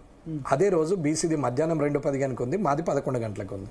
11 గంటలకు పోయినాక అన్ని సంస్థలకు నోటీసులు ఇవ్వమని జడ్జి గారు చెప్పారు. నేను పబ్లిక్ ఇంట్రెస్ట్ లిటిగేషన్ పిల్లు పోతే వాళ్ళు మ్యాండమస్ కింద మార్చి మీరు ప్రభుత్వ అధికారుల మీద వేసిరు కదా, వారి మీద ఇవ్వండి. నేనేమి హై రైజులు గుడగొట్టాలా, దొంగలను జైలు వేయాలనలేదు. దొంగలకు అవకాశం ఇచ్చిన ప్రభుత్వ అధికారులు, ప్రభుత్వంలో ఉన్నటువంటి మంత్రులను లోపలేయాలని చెప్తున్నాను. అంతే తప్ప వేరేది ఇది గులగొట్ట అది గులగొట్ట అని మాట్లాడట్లేదు. నేను డిస్ట్రాయ్ ఈజ్ అన్న అది ఏం పెద్ద గొప్పతనం కాదన్న, నిలబెట్టడం గొప్పతనం, గులగొట్టడం ఎంతసేపు ఏదైనా. Okay okay okay so thank you Venkataramanareddy గారు, జీ తెలుగు న్యూస్ కోసం మీ సమయం కేటాయించినందుకు. అయితే ఒకటి అంటే దీంతో సంబంధం లేని టాపిక్, మీరు బీజేపీ మీద అలిగారు, భారతీయ జనతా పార్టీ మీద అంటారు, అట్లా ఉందా యాక్టివిటీస్ లో ఫుల్ గా? నన్ను ఏమని గుర్తించారు మీరు ఇక్కడికి పిలవడానికి కారణం? ఎమ్మెల్యే. ఏ party MLA? Bharatiya Janata party MLA. నాకు గుర్తింపే తెలుస్తలేదు ఇప్పుడు ఎమ్మెల్యేలు మరి ఏ పార్టీ నుంచి ఏ పార్టీ నుంచి ఎటు పోతున్నారో తెలియట్లేదు. 10 మంది అనర్హత నడుస్తున్నాయి, చూశారు కదా. 10 మంది ఏంది, 190 మంది అట్లాగే ఉన్నారు. దాంట్లో 100% నమ్మాల్సిన విషయమే. అది ప్రజలు గుర్తించాలా. ఈడు ఉంటాడా పోతాడా, ఓటేసేటప్పుడు అరే ఈ బలుగుతుంది నువ్వు పార్టీ మారుతా అని చెప్పి చేయాలా. కానీ అట్లాంటి పరిస్థితి అభివృద్ధి కోసం పార్టీ మారుతా ఉంటారు, సొంత అభివృద్ధి కోసమే మారుతారు. అభివృద్ధి కోసం మారిన కాన్స్టిట్యున్సీలల్లో గత 10 సంవత్సరాలలో ఏం జరిగింది ఒకటి చూపెట్టేమన్నా నాకు, మార్పు ఏం జరిగింది?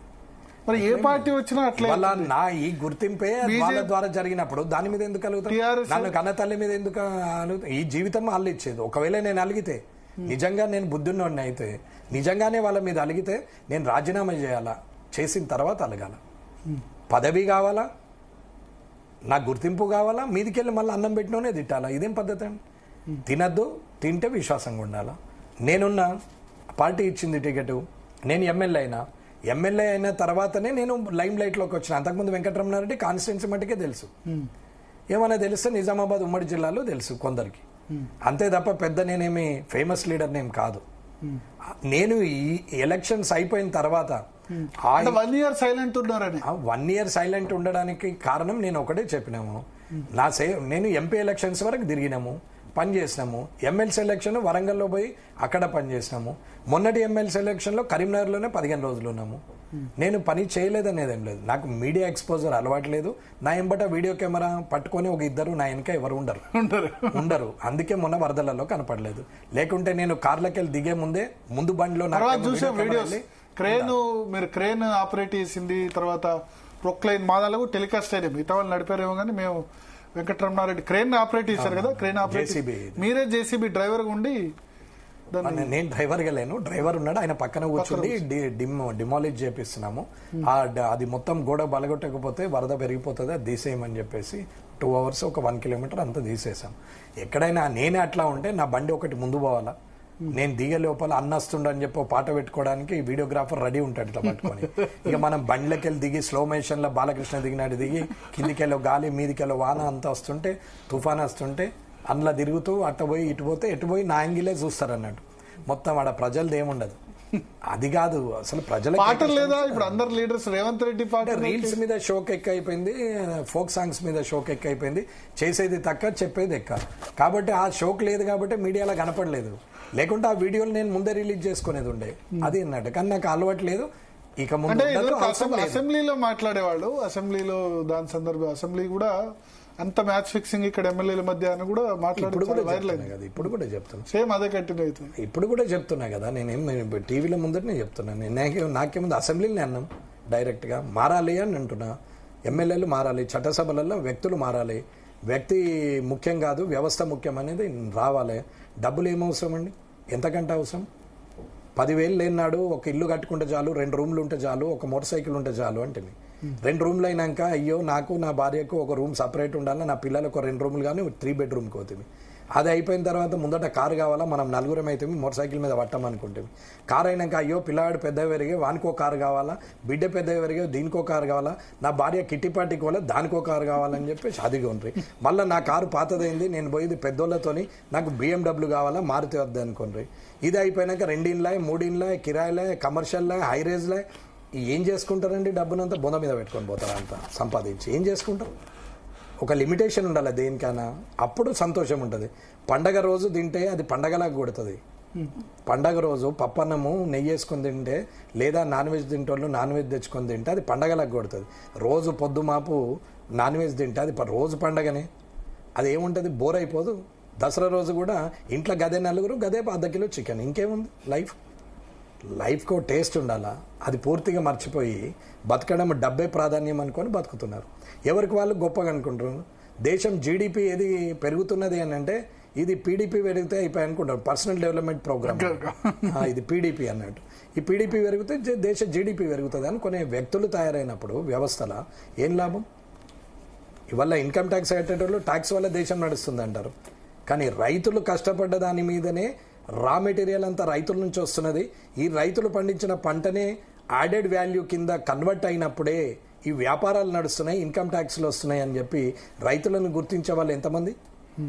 ఈ రైతులకు ఒకవేళ లోన్ ఫెసిలిటీ ఇచ్చి మెకనైజ్డ్ కార్పొరేట్ స్టైల్లో పెట్టి పండించిన ప్రతి పంటను కొంటామని గిట్ట చెప్పగలిగితే, అమెజాన్ లాంటిది, స్విగ్గీ లాంటిది యాప్లు కూడా రైతులకు వచ్చిన రోజు, డోర్ సర్వీస్ రైతులకు దొరికిన రోజు, ఉచిత విద్యా వైద్యం అయిన రోజు, ఈ తెల్ల బట్టలది బ్యూరోక్రాట్లది ఎవరిది కూడా ఏమి నడవదు. అందరు నార్మల్ అయిపోతారు, కామన్ అవుతారు. అమెరికన్ ప్రెసిడెంట్ రోడ్డు మీద నడుచుకుంటూ పోతున్నాడు, ఒబామా అని చెప్పుకుంటారు మనోళ్ళు. మనోడు సర్పంచ్ నడవడు రోడ్డు మీద. ఎందుకండి ఇదంతా ఫాల్స్ ప్రెస్టేజ్? ఏమవసరం ఆ status? You become a normal person. నువ్వు ఆ ఊర్లో పుట్టినావు, ఆ ఊర్లో పెరిగినావు, అట్లాగే ఉండు. రేపు ఓడిపోతాం వెంకటరమణారెడ్డి, గెలుస్తాం వెంకటరమణారెడ్డి, పక్కన వచ్చే ట్యాగ్లని అది పర్మనెంట్ కాదు కదా. వెంకటరమణారెడ్డి అనేది పర్మనెంట్, ఎమ్మెల్యే అనేది పర్మనెంట్ కాదు కదా. వ్యక్తిత్వం ముఖ్యం, అది గుర్తించాలా. అది గుర్తించకుండా ఇష్టం ఉన్నట్టు సంపాదనని మార్గం అనుకొని అప్పటిదప్పుడు గెలిచే వరకు ఒక టైపు, గెలిచిన తర్వాత 4 కార్లు ఏమవసరం అండి ఇంటి ముందర? ఏమవసరం? ఇది నిజం నేను మాట్లాడేది. సో థ్యాంక్ యూ వెంకటరమణారెడ్డి గారు. మీలాగే అందరు ఎమ్మెల్యేలు ఉండాలని కోరుకుందాం. ఎందుకంటే చాలా కామెంట్స్ ఏం పెట్టారంటే, భరత్ గారు చాలా మంచి ప్రోగ్రామ్, జీ తెలుగు ఛానల్ విలువ, మీ ప్రోగ్రాం ద్వారా వెంకటరమణారెడ్డి గారి వివరణ చాలా బాగుంది. ఇట్లా చాలా మిమ్మల్ని కాంప్లిమెంట్ చేస్తూ తెలంగాణలో ఉన్న ఎమ్మెల్యేల్లో ఉన్నత భావాలు కలిగిన మేటితరం నాయకుడు ఇతను. బీజేపీలో తెలంగాణ ముఖ్యమంత్రిగా అర్హత కలిగిన డైనమిక్ లీడర్. ఇతను గెలిపించుకోవాల్సిన అవసరం, ప్రజల బాధ్యత కూడా. ఇట్లా చాలా పాజిటివ్ కామెంట్స్. అంటే అప్పుడు మాట్లాడేది 3 నిమిషాలే కదా, ఇప్పుడు దాదాపు 1:20 నిమిషాలు మాట్లాడారు. మాట్లాడిన తర్వాత మోస్ట్లీ 90% పాజిటివ్ కామెంట్స్. అంటే మీరు చెప్పిన విధానానికి మేబీ బీసీ, ఎస్సీ, ఎస్టీ ప్రజలు అందరూ కూడా చూస్తున్నారు కదా, అందరూ కూడా మోస్ట్లీ వాళ్ళ యాక్సెప్టెన్స్ తెలియజేశారు. Thank you for your time DNA కోసం. సో స్పందన చూసాం కదా వెంకటరమణారెడ్డి గారి. మొన్న హైకోర్టులో కాటిపల్లి వెంకటరమణారెడ్డి గారు ఇచ్చిన దానికి సంబంధించి చాలా వైరల్ అయింది. చాలామంది ఏమంటారు, ఎవరి జనాభా వాటా ఆధారంగా వాళ్ళకి రిజర్వేషన్ ఇచ్చి కొంత ఓపెన్ కాంపిటీషన్ పెట్టి దానిలో అందరు కంటెస్ట్ చేస్తే బాగుంటుంది, ఈ పంచాయతీ ఉండదని చెప్పారు. ఇంకా తన భావాల్ని చాలా విషయాల్లో కూడా పంచుకున్నారు. ఎమ్మెల్యే అంటే ఎట్లా ఉండాలి, సింప్లిసిటీ ఎట్లా ఉండాలి, తర్వాత పార్టీ ఫిరాయింపులు, మిగతా అన్ని విషయాల మీద కూడా ఆయన ఒపీనియన్ చెప్పారు. చిన్న బ్రేక్ తీసుకుందాం.